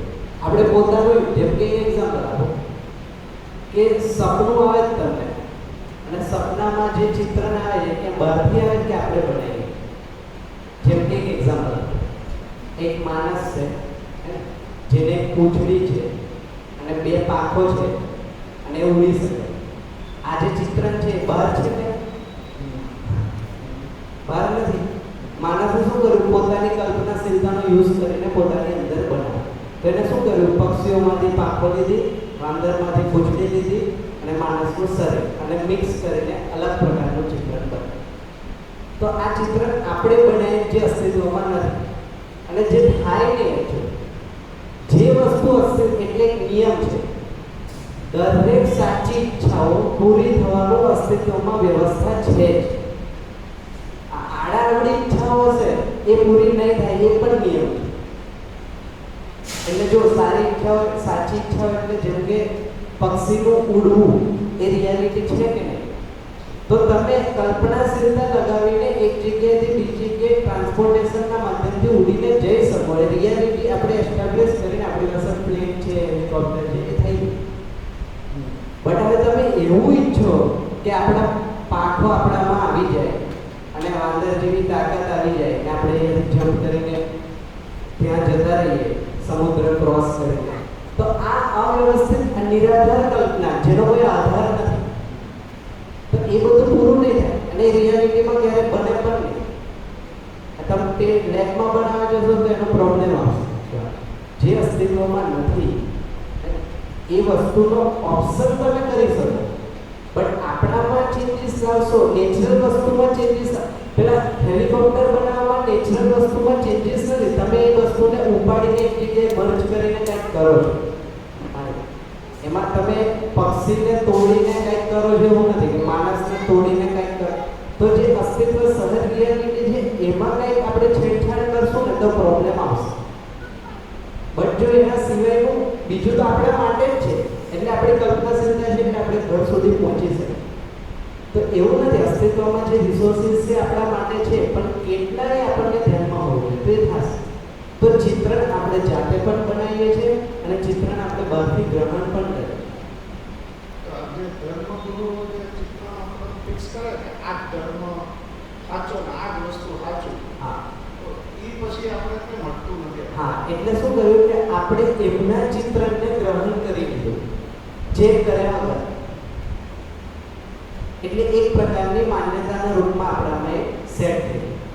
જેવું તમે હવે માન લો, એટલે એનો પ્રૂફ શું? તો જેવા તમને એ રેફરન્સમાં 10-15 વાર પ્રશ્ન પૂછવામાં આવશે, આવું શું કામ, શું કામ, શું કામ, એકના એક વસ્તુમાં પાછળ શું કામ એવું પૂછશો, આન્સર નહીં આવે. એક સમય પછી આન્સર ખતમ થઈ જશે. એટલે ખબર પડશે કે આ તો માન્યતા છે, એની પાસે મારી પાસે એવું કોઈ સોલ્યુશન અથવા તો મેં વેરીફાઈ આ સ્ટેપમાંથી આવેલું ચિત્રણ નથી, આ જાણવાના જાંચવાના સ્ટેપમાંથી આવેલું ચિત્રણ નથી. કોઈ કીધું કે મેં માની લીધું, એ માની લીધું એટલે એક પ્રકારનું ચિત્રણ બનાવ્યું. હવે એ પ્રમાણે હું જીવવાનો પ્રયત્ન એ ચિત્રને વેરીફાઈ કરવા માટે આમાંથી પસાર થવું. એટલે આજે પણ પ્રોસેસ આ જ છે. અત્યારે આપણા જેટલા પણ ચિત્રણ છે એ ચિત્રણને આ પ્રોસેસથી લે. આ વિશ્લેષણ એટલે લોજિક આમાં છે તર્ક. હા, તો એ લોજિક લગાવીને એને એન્ડ સુધી જવું પડશે, તો એ ખબર પડશે કે આ માન્યતા છે કે સાચી વસ્તુ છે અથવા તો સમજણ. માન્યતા હશે તો એનો આન્સર આપણી પાસે એક લેવલ પછી નહીં હોય, અને સમજણ હશે તો સેટિસ્ફેક્ટરી આન્સર આપણી પાસે હશે. જેમ કે ભૂખ લાગે તો જમવું જોઈએ, આ એક પ્રોસેસ છે. પ્રોબ્લેમ છે ને એક સોલ્યુશન. તો પ્રોબ્લેમ આઈડેન્ટિફાઈ થઈ ગયો. માન લો કે બાળકને ભૂખ લાગી એવું તમને કીધું, તો તમારી પાસે સોલ્યુશન છે એટલે તમે એને આપી શકશો, જમાડી શકશો, શીખવાડી શકશો. તો એ માન્યતા નથી, એ વસ્તુનું સોલ્યુશન. હવે બાળક જ્યારે એવું કહે છે કે મને ચિંતા થાય છે, મને સ્ટ્રેસ થાય છે, તો તમે શું કરશો? તો સોલ્યુશન આપશો કે સલાહ આપશો કે બોધ કથા કરશો, શું કરશો? તો અત્યારે સલાહ સૂચનના ફોર્મમાં ચાલે, કારણ કે આપણે કંઈક માની લીધું તો તું આવું કર, આવું કર, આવું કર, આવું કર, ડૂઝ એન્ડ ડોન્ટ્સ વાળું ચાલે. એટલે શું લાંબો સમય નહીં કરે, એક સમય પછી એનું સોલ્યુશન નહીં મળે એટલે નકારાઈ જશે. એટલે આપણે પહેલાં શું કરીએ છીએ, અત્યારે આપણી જે સ્થિતિ છે આ એજમાં આપણી પાસે ઘણા બધા ચિત્રણ બની ગયા માન્યતાઓના રૂપ. એટલે પહેલાં આપણે શું થશે કે આ ચિત્રણ તો પહેલાં અહીંયાથી હટશે અને એની જગ્યાએ જે સાચું ચિત્રણ છે એ ચિત્રણ અહીંયા સેટ કરવું પડશે. તો વધારે મહેનત જૂની માન્યતાઓને હટાવવા માટે કરવી પડે. આની માટે કોઈ મહેનતની જરૂર નથી. જેટલું જલ્દીથી જૂની માન્યતાઓ આપણામાંથી હટી જશે એટલું જ જલ્દીથી જગ્યા બનશે ને આ ચિત્રણ અહીંયા સેટ. પ્રોસેસ આટલી જ છે. હવે એ જ વસ્તુ તમે આ અહીંયા જે રમે છે બાળકને આ વસ્તુ આપશો ને તો એ તરત જ એક્સેપ્ટ કરી લેશે, કારણ કે અહીંયા ખાલી છે, ચિત્રણ એટલું બન્યું નથી, સેટ નથી, એટલે એમની સાથે તરત રિઝલ્ટ આવશે, કારણ કે એમનામાં કોઈ માન્યતા કે ભ્રમ નથી. આ કહેશો તો એ માની લેશે, પછી એ માનીને એ રીતના જીવતા થશે ને તો એને પ્રમાણે મળશે એટલે સુખી થશે. આપણે શું થાય માનીને જીવવા ગયા ને એના પ્રમાણ ઓછા આવ્યા તો દુઃખી થાય, કારણ કે માન્યતા ખોટી હતી કે પછી વેરીફાઈ નથી કરી, વોટેવર જે પણ રીઝન હોય. બોલો સાહેબ. હા, કોણ છે ને એ બહુ અંગ્રેજી શું હા પેલું એક નંબર. અચ્છા, આ એટલું જ છે કે અહીંયા જે પણ વાતચીત કરવામાં આવે છે જે પણ એક પ્રસ્તાવના રૂપમાં છે. પ્રપોઝલ. પ્રસ્તાવનો મતલબ શું થાય કે તમે એને સ્વીકારી પણ શકો અને ન સ્વીકારી, બે ઓપ્શન તમારા પાસે છે. ઇટ મીન્સ આ ડૂઝ એન્ડ ડોન્ટ્સ ઉપદેશ નથી કે આવું કરવું આવું ના કરવું. એવું ક્યારેય તમને આટલા દિવસમાં તો મેં કીધું કે તમે આવું કરો આવું ના કરો, જોઈ લો, એવી વાત આ રીતના છે. એટલે પ્રસ્તાવ છે, તમારે એને માનવાની જરૂર નથી. તમારી કેપેસિટી મુજબ એને નકારવાનો પ્રયત્ન કરી શકો કે આવું નથી, આવું છે, એવું તમે. એટલે મેં પૂછું છું કોઈ ક્વેશ્ચન હોય આનાથી આડું અવડું હોય તો તમે કહો. જો એ વિચારશું ને તો જે માનવામાં નહીં આવે. બાકી તમે આ એક ઉપદેશ જેવું થઈ જશે, અહીંયાથી કીધું તમે માની લીધું તો એનું રિઝલ્ટ નહીં મળે. એટલે માનવું નહીં, એને જાણવાનો પ્રયત્ન કરો કે આ છે શું. તો જાણવાના પ્રયત્નમાં એને વેરીફાઈ કરવું પડે. વેરીફાઈ કરવું પડે એટલે એને ચકાસવું પડે, જેને જાણશું એવું કીધું. તો ચકાસવાના 3 સ્ટેપ છે. એક તો પોતાનામાં ચેક કરવાનું. જેમ કે મેં કીધું હતું કે આપણે સુખી થવું છે, તમને શું લાગે પોતાનામાં, હા કે ના? હા. પછી પોતાનામાં રિઝલ્ટ જે જવાબ મળ્યો એને આપણે પરિવાર અને સગા સંબંધી સાથે ચેક કરવાનું. એમને પણ સુખી થવું છે, જવાબ શું મળે? હા. તો બરાબર છે, 2 સ્ટેજમાં સરખો જવાબ આવે. ત્રીજું એટલે કોઈ પણ વ્યક્તિને પૂછી શકો. જેમ કે મારી માટે તમે જાણકાર નથી, પણ મેં તમને પૂછ્યું કે તમારે સુખી થવું તો તમારો આન્સર શું હશે? હા. એના પરથી ખબર પડે કે દરેક વ્યક્તિ પૃથ્વી પરના 800 કરોડ લોકો સુખી થવા જ માંગે છે, કારણ કે 3 સ્ટેપમાં એક સરખો આન્સર છે અને આન્સર ક્યારેય ચેન્જ નથી થતો. એ કયા આધારે હોય? તો એનો આધાર આ છે કે જે પણ જવાબ હશે અહીંયા મળે છે એ જવાબ સાર્વભૌમ હશે, એટલે યુનિવર્સલ. સ્થિતિ, સ્થળ, પરિસ્થિતિ, કાળ સાથે ચેન્જ નહીં થાય. તો માણસ નાનો હશે ત્યારે સુખી થવા માંગતો હશે, 80 વર્ષનો હશે ત્યારે. જેટલા મરી ગયા એ લોકો પણ સુખી થવા માટે જતા, અને ભવિષ્યમાં જેટલા જન્મ લેશે તે સુખી થવા માટે. ઇટ મીન્સ આ યુનિવર્સલ વસ્તુ છે, સાર્વભૌમ કન્ટેન્ટ. એ વસ્તુને લોજિકલી તમે ચેક કરી શકો. એટલે લોજિકનો મતલબ છે કે વિચારીને તમે ઓબ્ઝર્વ કરી શકો. જો લોજિક નહીં હોય ને તો અગેન પાછો એ ઉપદેશમાં જતો રહેશે. માનવાવાળો પક્ષ છે. માનવામાં લોજિકની જરૂર નથી. મેં તમને કીધું તમે સુખી થવા માંગો, તમે હા, તો બસ પતી ગયું. પછી આગળનો કંઈ જરૂર ન પડે, બટ જીવવામાં જરૂર પડશે. હવે આમાં લો કે લોજિકલી તમે વેરીફાઈ કર્યું કે આવું છે, તો એની માટેના 3 સ્ટેપ વેરીફાઈ કરવા. એ વેરીફાઈ કરીને તમારામાં એક રિઝલ્ટ આવ્યું કે હા આવું છે, બરાબર છે, અહીંયાથી જે કહેવામાં આવે છે આવું છે. એ આવું છે એવું મારામાં સેટ થયું, પછી મેં એને જીવવામાં લાવીશ. એના પછીનું સ્ટેપ જીવવામાં લાવીશ, એનો પ્રેક્ટિસ કરીશ, અભ્યાસ કરીશ, અને એનું રિઝલ્ટ મેં જે જાણ્યું હતું એની સાથે મેચ થશે એટલે મારામાં એ વસ્તુ સ્થિર થઈ જશે, ક્યારેય ચેન્જ નહીં થાય. અહીંયા સુધી થિયરી છે, લોજિક છે, આ એનું એક્ઝિક્યુશન. લોજિકમાં જે રિઝલ્ટ આવ્યું એ જ રિઝલ્ટ જો એક્ઝિક્યુટ કરીને મળે છે એ ક્યારેય ચેન્જ નહીં થાય. એટલે ચિત્રણમાં સેટ થઈ જશે, સાચા ચિત્રણ થાય. એ સેટ થશે એટલે એ તમારામાં વિશ્વાસ બનાવશે કે આ આવું જ છે. અહીંયાથી વિશ્વાસ બનશે. એ વિશ્વાસપૂર્વક તમે બીજાને પણ એ વસ્તુ આપી શકશો, કારણ કે તમે ચેક કરેલી છે, વેરીફાઈ કરેલી છે, તમે જાણ્યા. આનાથી જાણવું કમ્પ્લીટ થાય. આને કીધું નોલેજ છે. જાણવું એટલે જ્ઞાન, સમજણ અને નોલેજ. તો આ કમ્પ્લીટ થશે પછી એની પરંપરા બની જશે. આ નહીં હોય, ખાલી માનવાનું હશે ને તો પરંપરા નહીં હોય.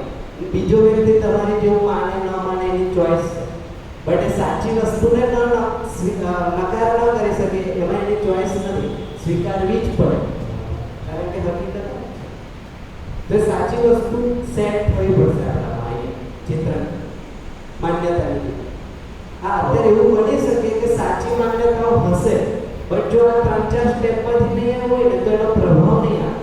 જેમ કે કોઈ એક વ્યક્તિ હંમેશા ઈમાનદારીપૂર્વક જીવે છે, તો વસ્તુ તો સાચી જ છે, કોઈનું ખોટું નથી કર્યું, કોઈનું શોષણ નથી કર્યું, ઈમાનદારીથી જીવે. બટ ઈમાનદારીથી શું કામ જીવવું એની ક્લેરિટી નથી, એટલે એને પછીની જનરેશન ઈમાનદારીપૂર્વક જીવશે કે નહીં એ નહીં કહી શકે. સમજે? કારણ કે આપી નહીં શકે. આપવા માટે તમે જીવ ખાલી શિષ્ટાચાર ઇમ્પોર્ટન્ટ નથી, એની પહેલાના આટલા સ્ટેપ હશે અને એની સમજણ હશે તો છેલ્લું સ્ટેપ તો જીવવાવાળું. મેં કીધું કાર્ય વ્યવહાર તો છેલ્લું સ્ટેપ, આ અંત અથવા તો પહેલું સ્ટેપ નથી. અત્યારે આપણે સારા માણસો અહીંયા સારો કાર્યનો વ્યવહાર કરે છે, બટ અંદર જોઈએ તો ખાલી હોય, સોલ્યુશન નથી. બટ એનું રિઝલ્ટ મળશે ઈમાનદારીથી, એનું સેટિસ્ફેક્શન છે, બટ આગળની જનરેશનને નહીં આપી દો. તમે એવું નહીં કહી શકો કે ઈમાનદારીપૂર્વક જીવવું જોઈએ, એને તો પ્રોફિટ દેખાશે તો કંઈ પણ કરશે. તમને 2 સવાલ પૂછશે, તમે ઈમાનદારીપૂર્વક જીવીને શું કરી લીધું? હવે તમે એવું થોડું કહેશો કે મારામાં સેટિસ્ફેક્શન છે, આજે સંતોષ છે, મેં કોઈનું ખોટું નથી, તો એને સ્વીકાર નહીં થાય. એને આ બધી વસ્તુ સમજાવવી પડશે કે આ વસ્તુ ઈમાનદારી એ બાય ડિફોલ્ટ નેચરલ છે માણસ માટે. શોષણ થશે તો અલ્ટિમેટલી આગળ જતાં તને જ એનો ગેરલાભ અથવા દુઃખ પીડા થશે. ત્યાં સુધીની સમજ આપણી હશે તો આપણે આગળની જનરેશનને ત્યાં સુધી કનેક્ટ કરશું. બાકી તો બોધ, ઉપદેશ, કથા વાર્તામાં જ હશે. તો સાહેબ આપણે ગમે ના કે વસ્તુ હોય એને કાયમ જાણવાની સ્થિતિમાં ક્યારે આવી જોઈએ? ત્યારે એને ગમે એ ઘટના કે વસ્તુ બને છે બધી હા. આપણે એને જાણીએ કે પરખીએ કે એવી સ્થિતિ કાયમ ક્યારે આવે ગમે ભવિષ્યમાં તો જ્યારે સાચો રેફરન્સ આપણી સામે હોય હા. તો એ રેફરન્સના આધારે આપણે જાણી શકીએ. જે મેં વાત કરી સાચો રેફરન્સ હોવો જોઈએ. અધૂરો હશે તો જાંચવાનું અધૂરું થશે. હા. સાચો હશે તો પૂરું થશે. તો હવે જેમ કે મારો સંબંધમાં પ્રોબ્લેમ છે અત્યારે કોઈ ઘટના છે અને તમારી પાસે સંબંધનો સાચો રેફરન્સ છે. સાચો રેફરન્સ એટલે યુનિવર્સલ ગ્રાઉન્ડ પર હા આપેલું છે ત્યાં એના રેફરન્સ માની લીધેલું નહીં. તો એ રેફરન્સથી તમે સંબંધને સમજવાનો પ્રયત્ન કરશો તો એક સમય પછી સોલ્યુશન આવી જશે. બટ રેફરન્સ જ ના હોય તો આ વસ્તુનો સોલ્યુશન પછી ટ્રાયલ એન્ડ એરર છે. આજે આવું કરું, કાલે આવું કરું, પરંતુ રોજ નવું કંઈક કરવું પડે સંબંધ સાચવવા માટે. કારણ કે આપણી પાસે આવું કોઈ સટીક સાચું સોલ્યુશન નથી. તો કોઈ પણ ઘટનાને જાંચવા માટે સાચો રેફરન્સ પહેલા સમજવો પડે. એટલે આપણે 3-4 દિવસથી લગભગ એ વાત કરીએ છીએ કે સમજવું પડશે. આપણે બધાએ પોતે સમજવું પડશે. કારણ કે એટલા માટે કે એના સિવાય તમે કમ્પેર ક્યાં કરશો કે આ સાચું છે ખોટું છે કેમ ખબર પડશે? કઈ રીતના ખ્યાલ આવશે કે આ સાચું છે આ ખોટું છે, આ યોગ્ય છે ને આ અયોગ્ય છે કેમ ખ્યાલ? તો સાચાનો અથવા તો યોગ્ય વસ્તુનો રેફરન્સ આપણી પાસે હોય તો તમને ખબર પડે કે આ યોગ્ય નથી, આ ખોટું છે. બાકી આજે ખોટી વસ્તુ ઘણા લોકોને સાચી લાગે જ છે. ચોરી કરવી ખોટી વસ્તુ છે કે સાચી વસ્તુ છે? પણ જે કરે છે એની માટે તો એ સાચી વસ્તુ છે કે નહીં? કહેવાનું તો જે કરે છે એવું માનીને જ કરે છે કે આ સાચું છે. તો સાચું માનવાથી સાચું નથી થઈ જતું, સાચું સમજવાથી સાચું થશે. બાકી માનવામાં તો ખોટું પણ હું સાચું માની શકું, સાચું નહીં સાચું માનવામાં કોઈ કલ્પનાશીલતા છે. માણસ કાંઈ પણ માની શકે. બટ નિયમ અસ્તિત્વનો છે જબરજસ્ત. એને તમે ઓબ્ઝર્વ એને ઇગ્નોર કરી ના શકો. તમે ખોટું માનશો દુઃખી થશો. આ નિયમ છે એ હટે નહીં.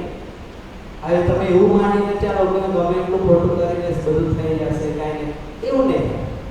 એ નિયમમાં નથી અસ્તિત્વ. એટલે દુઃખ પીડા દર્દ બધું આવશે એ બાય ડિફોલ્ટ રિઝલ્ટ છે. અને સાચું હશે ને તમે દુઃખી થશો એ પણ નિયમ નથી.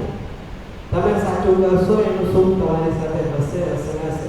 ભલે આખો સંસાર એક બાજુ તમે એક બાજુ હશે તોય તમે સાચાથી સુખી થઈને એક સાથે જીવશો. કોઈ પ્રભાવ દબાવ એમાં કામ નહીં કરે. ગમે એટલો મોટો દબાવ હોય, ગમે એટલો મોટો પ્રભાવ હોય, ગમે એટલી મોટી માન્યતા હોય, આખો દેશ માનવ જાતિ એક બાજુ અને સાચો વ્યક્તિ એકલો એક બાજુ રહે ક્યારેય દુઃખી ન થઈ શકે. આ ગેરંટી, સત્યની તાકાત છે, માણસની તાકાત નથી. આ હકીકત સહઅસ્તિત્વનું આ રૂપ છે પ્રત્યેક. તો ચિંતા કરવાની જરૂર નથી શું થશે, તો આજે નહીં તો કાલે ત્યાં આવશે. નાના મોટા રિસ્ક લેવામાં કંઈ વાંધો નથી. સાચા માટે ખોટા માટે આટલા રિસ્ક લઈએ.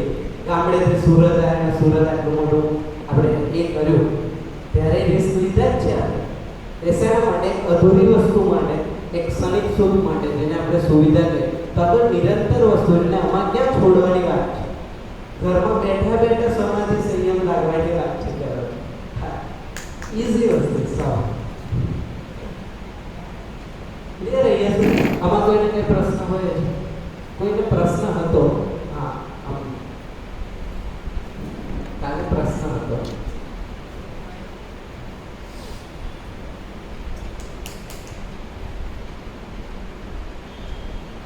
આપણે જાગ્રત અવસ્થામાં અને અજાગ્રત અવસ્થા બે મન હોય. તો એ બંને મનમાંથી આપણે આ જે વિચાર આવે છે તો એના ઉપર રોમન્સની અસર હોય છે. Okay, good. તો જો આમનો પ્રશ્ન બધાને સમજાવો કે સમજાવો. અમને એવું કીધું કે મન અત્યારે જે સ્થિતિમાં છે એ અને જાગ્રત અવસ્થામાં બીજા પ્રકારનું મન હોય તો એમાં શરીરનો કોઈ પ્રભાવ છે કે નહીં? હાર્મોન્સ એવું છે. તો બેઝિકલી મન જે છે એ શરીર સાથે કનેક્ટેડ છે. મન એક જ છે જે શરીર સાથે કનેક્ટેડ એટલે ચોંટેલું નથી. કહેવાનો મતલબ ખાલી સંકેતની આપણે મન કરે આટલું જ. કનેક્ટેડનો મતલબ જેમ કે સેટેલાઇટ છે અને અહીંયા હું છું તો સેટેલાઇટમાંથી ડેટા આવે એટલે કનેક્ટેડ છે.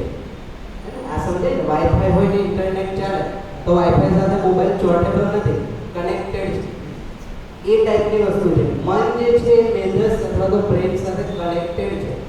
એટલે આનો પ્રભાવ આના પર જશે અને આનો પ્રભાવ આના પર જશે. બે એકબીજાને કમ્યુનિકેટ કરશે. હવે જ્યારે જીવન અને એમ જીવનમાં જીવન ક્રિયાઓની ક્લેરિટી નથી, એટલે કે સદાચાર ક્રિયા આટલું જ છે અત્યારે ઉપરની વસ્તુઓ જે આપણને ખ્યાલ નથી કે શું છે શું નહીં, તો શું થશે? મેં કીધું તો એમ કે હું પોતાને શરીર માનીને જીવીશ. હું એટલે કે જીવન એ પોતાને શરીર માનીને જીવશે. એટલે શું થશે? મન કમ્પ્લીટલી શરીરને સરેન્ડર થઈ જશે. શરીર કે એવું કરશે. એકચ્યુઅલી થવું જોઈએ મન જેમ કે એમ શરીર કરવું. આ સમજે જ વાત પહોંચે? રિવર્સ થાય. એટલે શરીરના જે પ્રભાવ છે, જેમાં તમે કહો છો હાર્મોનલ ચેન્જીસ, પછી સારું લાગવું, ખરાબ લાગવું, એ જે શારીરિક પ્રભાવ છે ને હું મારા પ્રભાવ માની લઈશ. કારણ કે હું આને સરેન્ડર છું. સરેન્ડર છું એટલે એનો મતલબ કે સરેન્ડર વ્યક્તિ એટલે જે માન લો કે હું તમને સરેન્ડર થાઉં છું એનો મતલબ કે મેં તમને મોટા માનું, તમે જે કહેશો ફોલો કરે. તો મન જ્યારે શરીરને સરેન્ડર થાય છે તો શરીરમાં આવતા જેટલી પણ વસ્તુને પોતાની માની લેશે. એટલું તદાકાર છે મન. એટલે કોઈ શરીર વિશે બે શબ્દ કહેશે ને તો તમને અપમાન થઈ જશે. એકચ્યુઅલી એટલે તમને તો કીધું જ નથી, શરીરને જ કીધું છે કે ભાઈ તમે કાળા છો, તમે ધોળા છો, તમે નાના છો, તમે મોટા છો, જે પણ ટિપ્પણી થઈ શરીરની થઈ ને. આમ જો તો ક્રિટિકલી જો તો શરીર તો પણ મેં પોતાને શરીર માનીને જેવું છે એટલે મેં એનાથી હર્ટ થઈ ગયો.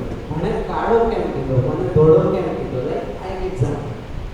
એનું પ્રમાણ છે કે હું માનસિક રીતે સરેન્ડર થઈ ગયું છે. એટલે મન એ શરીર સાથે તદાકાર થઈ ગયું. અને આ બેઝિકલી આ રીતના જ થાય તો જ શરીર ચાલી શકે. આ નેચરલ પ્રોસેસ છે. બટ પછી ધીમે ધીમે જેમ જેમ સમજ બને એમ મને સમજાય કે હું શરીર કરતાં અલગ વાસ્તવિકતા છું અને હું શરીરને ચલાવું છું. તો હવે મન જે સંકેત મેધસને આપશે એ પ્રમાણે શરીર ચાલશે. આ થવું જોઈએ. બટ અત્યારે સદાચાર ક્રિયામાં એ કેપેસિટી નથી.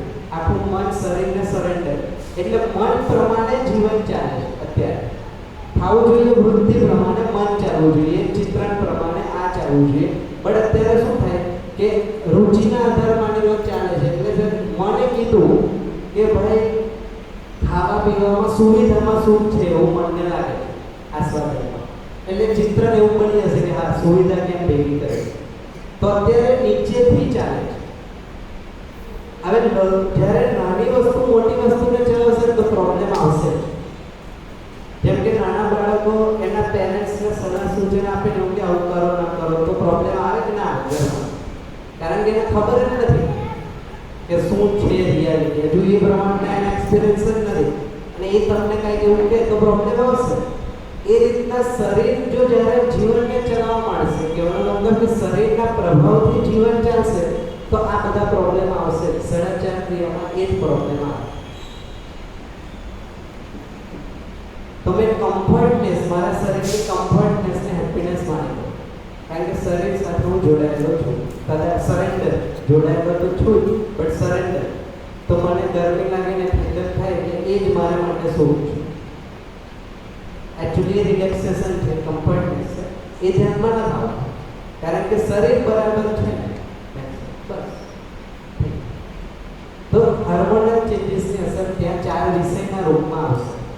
4 વિષયથી સુખી થવાનો પ્રયત્ન જીવન કરશે અને રિઝલ્ટ નહીં મળે કારણ કે નેચરમાં એવો નિયમ નથી કે શરીરથી જીવન સુખી થઈ જશે. એટલે પીડા બનેલી રહેશે. હંમેશા મનમાં એક ખાલીપણ બનેલો રહેશે કે હજી સુખ નથી મળ્યું, હજી સુખ નથી મળ્યું. એ સુખની શોધમાં પછી માણસો અલગ અલગ પ્રયોગો કર્યા. તેની શોધમાં અધ્યાત્મવાદથી આજે ભૌતિકવાદ સુધી આપણે પહોંચ્યા. તો પરિવારને છોડીને માણસો સુખની શોધમાં ગયા, તપસ્યાઓ કરી, વર્ષો વિતાવ્યા, આ કરી. તો અલ્ટિમેટલી ખાલીપણને દૂર કરવા માટેના પ્રયત્ન થયા. બટ એ પ્રયત્ન થયા પછી પણ રિઝલ્ટ આજે આટલા વર્ષો પછી આપણી પાસે છે કે આ રીતના થાય. અત્યાર સુધી નથી. તો આ પરંપરાની જ એક સારી વસ્તુ આપણી પાસે છે. આપણે કંઈ અનુસંધાન નથી કર્યું. આ આ પરંપરામાંથી જ આવેલી સારી વસ્તુ અથવા તો કમ્પ્લીટ વસ્તુ કહીશું. એની પહેલા બેમાં ક્યાંક ગેપ હતો. અધ્યાત્મવાદમાં પણ થોડો ગેપ હતો, ભૌતિકવાદમાં પણ થોડો ગેપ હતો. આ કમ્પ્લીટ છે. આપણે જે ગેપ રહી ગયો હતો એમાંથી પૂરો થઈ ગયો. તો બેમાં સારી વસ્તુઓ અમુક હતી, બટ કાંઈક ગેપ હતો એના કારણે આપણે એ સસ્ટેન ના થઈ શકાય. એટલે આપણે સુખી થવા માટે જે લક્ષ્ય હતું એ ના થઈ શકે. તો એક પરંપરાએ શરીરને અંડર ઇવેલ્યુએશન કર્યું, એટલે કે એને નાશવંત કર્યું અથવા તો શરીર નકામું કર્યું. એક પરંપરાએ શરીર જ એકમાત્ર સુખનો આધાર છે એવું કર્યું, જેને ભૌતિકવાદ કીધું એટલે અધ્યાત્મવાદ કીધું. બે ઇમ્બેલેન્સ. શરીરની જરૂર છે, આપણે જોયું જેટલી જરૂર શરીરની છે એટલી જ જરૂર જીવનની. તો બેને સંતુલનમાં રાખીને માણસ સુખી ત્યારે થશે. એ છે આ મધ્યસ્થ દર્શન અથવા આ કમ્પ્લીટ. હવે આપણી પાસે સોલ્યુશન કાંઈ છોડવાનું નથી, કાંઈ ભાગવાનું નથી, કાંઈ વધારે ભોગવવાનું નથી. સંતુલનમાં રહીને માણસ નિરંતર સુખી થઈ શકે એનું આકર્ષણ.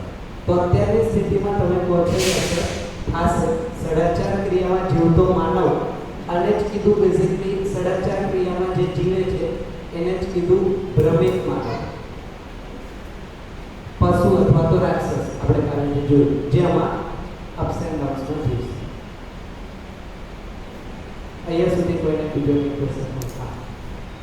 જીવન વિદ્યામાં ઇગ્નોર શબ્દનો કોઈ એગ્રીમેન્ટ છે? કયા શબ્દનો? ઇગ્નોર. ઇગ્નોર. ઇગ્નોર ને હવે છે ને, મને જ્યાં સુધી આ આઈડિયા આવે છે ત્યાં સુધી તમે બિહેવિયરના ઇગ્નોરન્સની વાત કરો. સંબંધમાં જે અનપ્રિડિક્ટેબલ બિહેવિયર હોય અને એને ઇગ્નોર કરી ક્યારે કરવું જોઈએ, ક્યારે ના કરવું. હા, તો બરાબર. તો જ્યાં સુધી સમજણ નથી, સાચી સમજણ આપણા પાસે નથી કે સંબંધને કેમ હેન્ડલ કરવા એનો નોલેજ નથી, ત્યાં સુધી ઓછા દુઃખી થવા માટે માણસ ઇગ્નોર કરીને ચાલે છે. આજે એ પરંપરામાં છે. બટ ઇગ્નોરન્સ સોલ્યુશન નથી, એ ખ્યાલ હોવો જોઈએ. જેમ કે એક એક્ઝામ્પલ આપો કે તમને કનેક્ટ થશે. મારો એક ફ્રેન્ડ છે અને એ ફ્રેન્ડ સાથે બહુ સારી મિત્રતા હતી, અને કોઈ એવો ઇન્સિડન્ટ થયો અને એને અનપ્રિડિક્ટેબલ બિહેવિયર કર્યો, એટલે કે મારો વિશ્વાસ બ્રેક કર્યો ફોર એક્ઝામ્પલ. તો મેં શું કર્યું કે ચાલો દરેક વ્યક્તિનો આવા હશે અને સ્થિતિ હશે વોટર, એને ઇગ્નોર કરીને મેં રિલેશનમાંથી મૂવ ઓન થઈ ગયો કે આ વિશ્વાસપાત્ર વ્યક્તિ નથી, બીજા વ્યક્તિ જોઈએ, બીજો મિત્ર બનાવીશ. હવે ફિઝિકલી તો હું ચેન્જ કરી શકીશ, એક મિત્રમાંથી બીજો મિત્ર, બીજા મિત્રમાંથી ત્રીજો મિત્ર, જેને મૂવ ઓન કહીએ છીએ અત્યારે. તો ફિઝિકલી થશે, મેન્ટલી વસ્તુ ત્યાંની ત્યાં રહેશે, સ્ટક અટકેલી રહેશે. એ પરિસંબંધમાં દુઃખ આવશે. તો ઇગ્નોર કરીને માણસ સુખી ન થઈ શકે, એટલી ક્લેરિટી હોવી જોઈએ. બટ જ્યાં સુધી સુખ શું છે ન સમજે તો ઓછું દુઃખી થઈએ ને એટલે ઇગ્નોર, લેટ ગો અથવા તો કોમ્પ્રોમાઇઝ માણસ કરતો. બટ એ માનસિકતામાં તો બનેલું રહેશે કે આને આવું નહોતું કરવા જેવું, અથવા તો આ યોગ્ય બિહેવિયર નથી, બટ મારી પાસે સોલ્યુશન નથી એટલે હું કંઈ કરી શકું એમ છું નહીં, એટલા માટે ઇગ્નોર કરીને ચાલે. તો ઇગ્નોર અત્યારે પેચવર્ક છે, વચ્ચેનું ટેમ્પરરી સોલ્યુશન તમે કહી શકો. ઇગ્નોરથી સોલ્યુશન પોતું તમે શું કરો, જેટલું ઇગ્નોર થશે ને એટલું તમે સુખથી દૂર થશો. કારણ કે તમે શું કરો, ત્યાં સોલ્યુશન શોધવાની જગ્યાએ એ વસ્તુને સાઈડ પર મૂકી દો. ઇગ્નોર કરવાનો મતલબ શું? સંબંધમાં પ્રોબ્લેમ આવ્યો, મેં સ્થિતિ પરિસ્થિતિ અને વ્યક્તિને ઇગ્નોર કર્યો કે હસ, એટલે શું કર્યું, મેં એ જે ઓપન થયેલી ફાઇલ હતી પ્રોબ્લેમની એને વાંચવા વગર સાઈડ પર મૂકી, એટલે સોલ્વ નથી થયું, મેં એને ઇગ્નોર કર્યો. હવે 10 વસ્તુ ઇગ્નોર કરીને છેલ્લા બધું ભેગું થશે. એકચ્યુઅલી ત્યાં જો એ સોલ્વ થઈ જાય એનો મતલબ શું કે આ પ્રોબ્લેમ શું કામ આવ્યો એના જો મૂળ સુધી હું જાય ને તો પોસિબલ છે કે સાચી વસ્તુ સુધી હું પહોંચી. તો જેટલું ઇગ્નોરન્સ વધારે થશે ને એટલે આપણે નિરંતર સુખથી દૂર જશું. તો પ્રયાસ થવો જોઈએ કે જ્યાં પ્રોબ્લેમ છે એના પરમેનન્ટ સોલ્યુશન માટે શું કરી શકીએ, એ એફર્ટ છે. ઇગ્નોર કરીને આગળ જશો તો આગળ ફિઝિકલી જતા રહેશો, મેન્ટલી ત્યાં જ રહેશો. કારણ કે અસ્તિત્વ સહજ નિયમ નથી કે તમે કોઈ વસ્તુને અવોઇડ કરીને, ઇગ્નોર કરીને આગળ વધી જાઓ એવો નિયમ નથી, એ તો સ્ટેપ બાય સ્ટેપ જ આવશે. એમ પહેલું સ્ટેપ પૂરું થશે તો જ બીજું સ્ટેપ, બીજું પૂરું થશે તો જ ત્રીજું પૂરું થશે તો જ ચોથું. હું ડાયરેક્ટ અહીંયા માન લો કે પરિવાર અને સંબંધોમાં પ્રોબ્લેમ છે અને હું સમાજ સેવામાં લાગી જઈશ તો આ પ્રોબ્લેમ સોલ્વ થઈ જશે એવું નહીં થાય. સમાજમાં કદાચ માન સન્માન થોડું મને મળે અને મજા આવે એટલે મેં મારા અહીંયાથી મળતા દુઃખને અહીંયા જસ્ટિફાય કરવાનો પ્રયત્ન કરું છું, જે પ્રેક્ટિકલી થાય નહીં. કારણ કે પાછું ઘરે તો જવું છે, ઘરે જઈએ તો અલગ ફિલ્મ ચાલે, સમાજમાં જઈએ તો અલગ ફિલ્મ ચાલે. એક કોન્ટ્રાડિક્શન અને અંતરવિરોધ છે એ દુઃખની સ્થિતિ હંમેશા બનાવેલી રાખશે. તો બેટર છે જે સ્થિતિમાં પ્રોબ્લેમ છે એ સ્થિતિના પ્રોબ્લેમને સોલ્વ કરીને આગળની સ્થિતિ પર જઈએ તો એ સહજ છે. તો પહેલા પ્રોબ્લેમ તો આપણને એ દેખાવું જોઈએ કે મારી માનસિકતામાં અથવા તો મારા પોતાનામાં જ કંઈક ગેપ છે. તો પહેલા પોતાના પર કામ કરીશ, મારા પર કામ થશે તો આ એનું મેનિફેસ્ટેશન. આના પર બહુ પ્રયત્ન કરવાની જરૂર નહીં પડે. અને અહીંયા કામ થશે તો આનું મોટું સ્વરૂપ છે, અને અહીંયા કામ થશે તો આનું રિઝલ્ટ. એટલે આજે ઘરમાં જે નાના મોટા ઝઘડા થાય છે એનું જ મોટું સ્વરૂપ બે કન્ટ્રી એકબીજા સાથે જે યુદ્ધ કરે છે એ આનું જ મેનિફેસ્ટેશન. બાકી ત્યાં ક્યાં કોને કઈ રીતે ઘરમાં એ બન્યું છે એટલે પ્રયોગશાળા ઘર છે. જો ઘરમાં આપણે સુખ અને સમૃદ્ધિ એન્શ્યોર કરી લઈશું, સમાજ અને પ્રકૃતિમાં અહીંયા કોઈ વાંધો છે જ નહીં. તો વાંધો મેન કામ અહીંયા કરવાનું, અહીંયા થઈ જશે. પછી આ બધું તો એનું મેનિફેસ્ટેશન જે થશે એમાં કોઈ એક્સ્ટ્રા એફર્ટ નાના મોટા છે, બાકી કોઈ અલગથી એફર્ટ કરવાની જરૂર નથી. અને એ પણ અહીંયા સમજાઈ જાય છે કે કામ કયા સંબંધમાં કેટલું કરવાનું છે, ક્યાં સુધી કરવાનું છે, બધું જ નોલેજ અહીંયા છે. એટલે આપણે બીજાના અયોગ્ય બિહેવિયરથી દુઃખી ન થતો. મને ખબર છે આ સ્થિતિમાં વ્યક્તિ આવું જ કરશે તો એની સ્થિતિ કઈ રીતના સારી થઈ શકે એની માટે મારા પ્રયત્ન થશે. તો હંમેશા વ્યક્તિ વિન-વિન સિચ્યુએશનમાં રહેશે, આમાં કોઈ પ્રકારનો લોસ જ નથી. બટ ક્યારે કે જ્યારે અહીંયા કામ થયું હશે ત્યારે, અહીંયા કામ જ્યાં સુધી નહીં થાય ત્યાં સુધી ટેમ્પરરી આપણે આ બધી વસ્તુઓ કરવી પડશે. કારણ કે એટલું દુઃખ હેન્ડલ કરવાની કેપેસિટી નથી. પછી સ્ટ્રેસ અને ડિપ્રેશનમાં જાવ એટલે કરતાં બેટર છે કે વસ્તુને ઇગ્નોર કે અવોઇડ કરીને આગળ બીજે પર ધ્યાન આપે. અત્યારે આવું ચાલે જ છે, આ નેચરલ છે. કારણ કે કેપેસિટી નથી, યોગ્યતા નથી એ વસ્તુને હેન્ડલ ટેકલ કરો.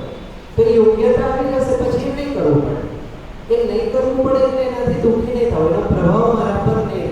આજે શું થાય છે, જાણતા જાણતા આ જે બધી પ્રેક્ટિસીસ છે એ પ્રેક્ટિસીસના કારણે મારામાં હંમેશા આ ત્રણ છે ને માનવ જાતિને ત્રણ ભૂત વળગેલા છે એવું કીધું. એક છે જેને કીધું ભૂતકાળની પીડા, બીજું છે અત્યારે જે વર્તમાન સ્થિતિ છે એનો હંમેશા વિરોધ રહ્યા કરે, આવું નહીં ને આવું, આવું નહીં આવું. અને હંમેશા ભવિષ્યની ચિંતા રહેશે જ. આનાથી તમે મુક્ત નહીં થાવ સમજ્યા વિના. આ ત્રણ ભૂત વળગેલા રહેશે. અવોઇડ કરશો, ઇગ્નોર કરશો, લેટ ગો કરશો, કાંઈ ફરક નહીં પડે. આ હંમેશા, એટલે મેં કીધું ફિઝિકલી આગળ જતા રહીશું, માનસિકતામાં ભૂતકાળની પીડા બનેલી રહેશે, ઇન્ટેક રહેશે, એઝ ઇટ ઇઝ રહેશે. એક તકો પણ ઓછી નહીં થાય. એ ઓછી કરવા માટે અહીંયા ચિત્રણ ચેન્જ કરવું પડે. એ ચિત્રણ ચેન્જ કરવા માટે એ સાચી વસ્તુ નાખવી પડશે. જેવી સાચી વસ્તુ અહીંયા આવી જશે ને એટલે જૂની વસ્તુ ભૂલાઈને જ જાતી, એનો પ્રભાવ નહીં રહે. એ ભૂતકાળમાં જે પણ થયું જેનાથી આજે હું દુઃખી થાઉં છું વિચારીને એ મેમરી રહેશે, દુઃખી થવાનું બંધ થઈ જશે. તો ભૂતકાળની પીડાથી માણસ મુક્ત થઈ જશે, ભવિષ્યની ચિંતાથી માણસ મુક્ત થઈ જશે અને વર્તમાનના વિરોધથી માણસ મુક્ત થઈ જશે. આ ત્રણેય ભૂતના વળગણથી માણસ મુક્ત થઈ જશે જો સમજણ હશે તો.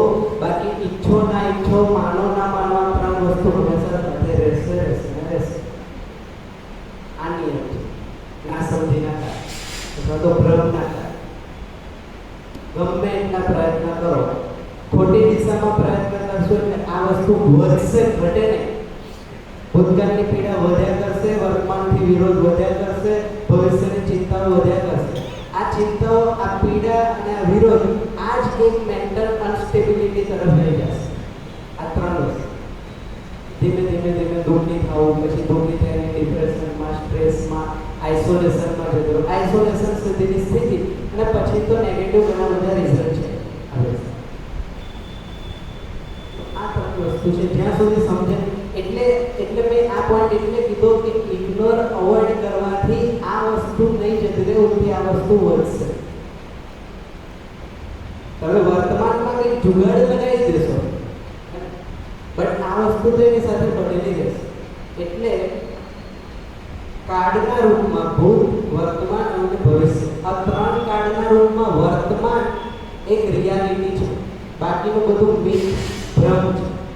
ભવિષ્ય જેવું કાંઈ હોતું નથી, ભૂતકાળ જેવું કાંઈ છે નહીં. જે છે એ વર્તમાન છે. ભૂતકાળમાં તમારો કોઈ રોલ નથી. આજે તમે ભૂતકાળને વિચાર એમાં તમે શું કરશો? કાંઈ કરી શકો? એનો કોઈ મતલબ નથી. ભવિષ્ય આજની સ્થિતિના અનુરૂપ ભવિષ્ય બનશે. એટલે હકીકત અથવા તો વાસ્તવિકતા છે વર્તમાન. આજે વર્તમાનમાં જીવતા આવડશે તો આ બે વસ્તુથી મુક્ત થશે અને વર્તમાનના જીવવા માટે વર્તમાનની સમજ હોવી જરૂરી. વર્તમાનની સમજ એટલે આ ચાર લેવલની સમજ. વસ્તુ આ જ છે. ભૂતકાળમાં કંઈ ભૂલ કરી હોય તો એને આપણે વર્તમાનમાં કંઈ સુધારી તો શકીએ ને. શું ભૂતકાળમાં ભૂલ કરી હોય હા તો એને વર્તમાનમાં કંઈ સુધારી તો શકીએ ને. તો માની લો કે આજે મારાથી ભૂલ થઈ તો સુધારવાનું, જો સુધારવાની હશે તો આજથી શરૂઆત થશે કે 2 વર્ષ જો પતી જાય ને પછી વિચારીને ભૂતકાળને વિચારીને પછી શરૂઆત તો વર્તમાનમાં જ થશે. ભૂતકાળ રેફરન્સના રૂપમાં તમે ગમે તેટલો રાખો એનો કોઈ મતલબ નથી. જો ભૂતકાળ આપણો બહુ સારો હોય ને જેને આપણે ઇતિહાસ કહીએ તો એનાથી સારી વસ્તુને આપણે મોટિવેશન મળશે. એટલે તમે જુઓ તો ભૂતકાળમાં પણ માની લો કે આપણે એવું કહીએ છીએ કે ભૂતકાળમાં આવું હતું, ઇતિહાસમાં આવી સારી વસ્તુ હતી, તો એ સારી વસ્તુ એ ટાઈમે તો વર્તમાનમાં જ હતી ને.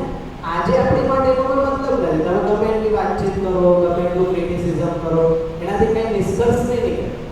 જીવવાનું ક્યાં છે? વર્તમાન. તો વર્તમાનમાં શું છે એ જ જાણવું પડશે તો જ વર્તમાનમાં હું જીવી શકીશ. આજના સંબંધની સ્થિતિ શું, પાછળના સંબંધની સ્થિતિ પ્રમાણે આજના સંબંધમાં જીવવા જઈશ પ્રોબ્લેમ આવશે. એટલે ભૂતકાળથી નિષ્કર્ષ નીકળે નહીં, વર્તમાન સ્થિતિ પરિસ્થિતિથી નિષ્કર્ષ અથવા તો સમજવાનું બનશે. હવે 50 વર્ષ પહેલા લોકો લેટ ગો અને કોમ્પ્રોમાઇઝ કરીને જીવતા. આજે માણસના માનસિકતાની એ સ્થિતિ નથી અને હું એ અપેક્ષા રાખીને ચાલુ કે આજે માણસ કોમ્પ્રોમાઇઝ લેટ ગો કરીને જીવે તો હું જ દુઃખી થઈશ, કારણ કે રેફરન્સ ભૂતકાળનો. તો માણસે હંમેશા વર્તમાનમાં જ જીવવું પડશે, વર્તમાનમાં જ રહેવું પડશે અને વર્તમાન પ્રમાણે જ એના સોલ્યુશન નીકળશે. તો એટલા માટે આમાં આપણે આ જે વાત કરી છે ને એ અસ્તિત્વની વાત છે અને અસ્તિત્વ નિત્ય વર્તમાન સ્થિતિમાં છે. અસ્તિત્વ નથી ભૂતકાળમાં, અસ્તિત્વ નથી ભવિષ્યમાં, અસ્તિત્વ હંમેશા વર્તમાનની સ્થિતિમાં બનેલું છે. જો માણસ એ અસ્તિત્વને જેવું છે એવું સમજી લે એટલે માણસ પણ વર્તમાનમાં સ્થિત થઈ. એટલે ભૂતકાળની પીડાથી મુક્ત, ભવિષ્યની ચિંતાથી મુક્ત અને વર્તમાનમાં સુખપૂર્વક નિરંતર સુખપૂર્વક જીવશે. હવે વર્તમાનમાં જો નિરંતર સુખ છે તો ભવિષ્યમાં નિરંતર સુખ આવશે જ, કારણ કે આજની સ્થિતિ પરિસ્થિતિ ભવિષ્ય બનાવે.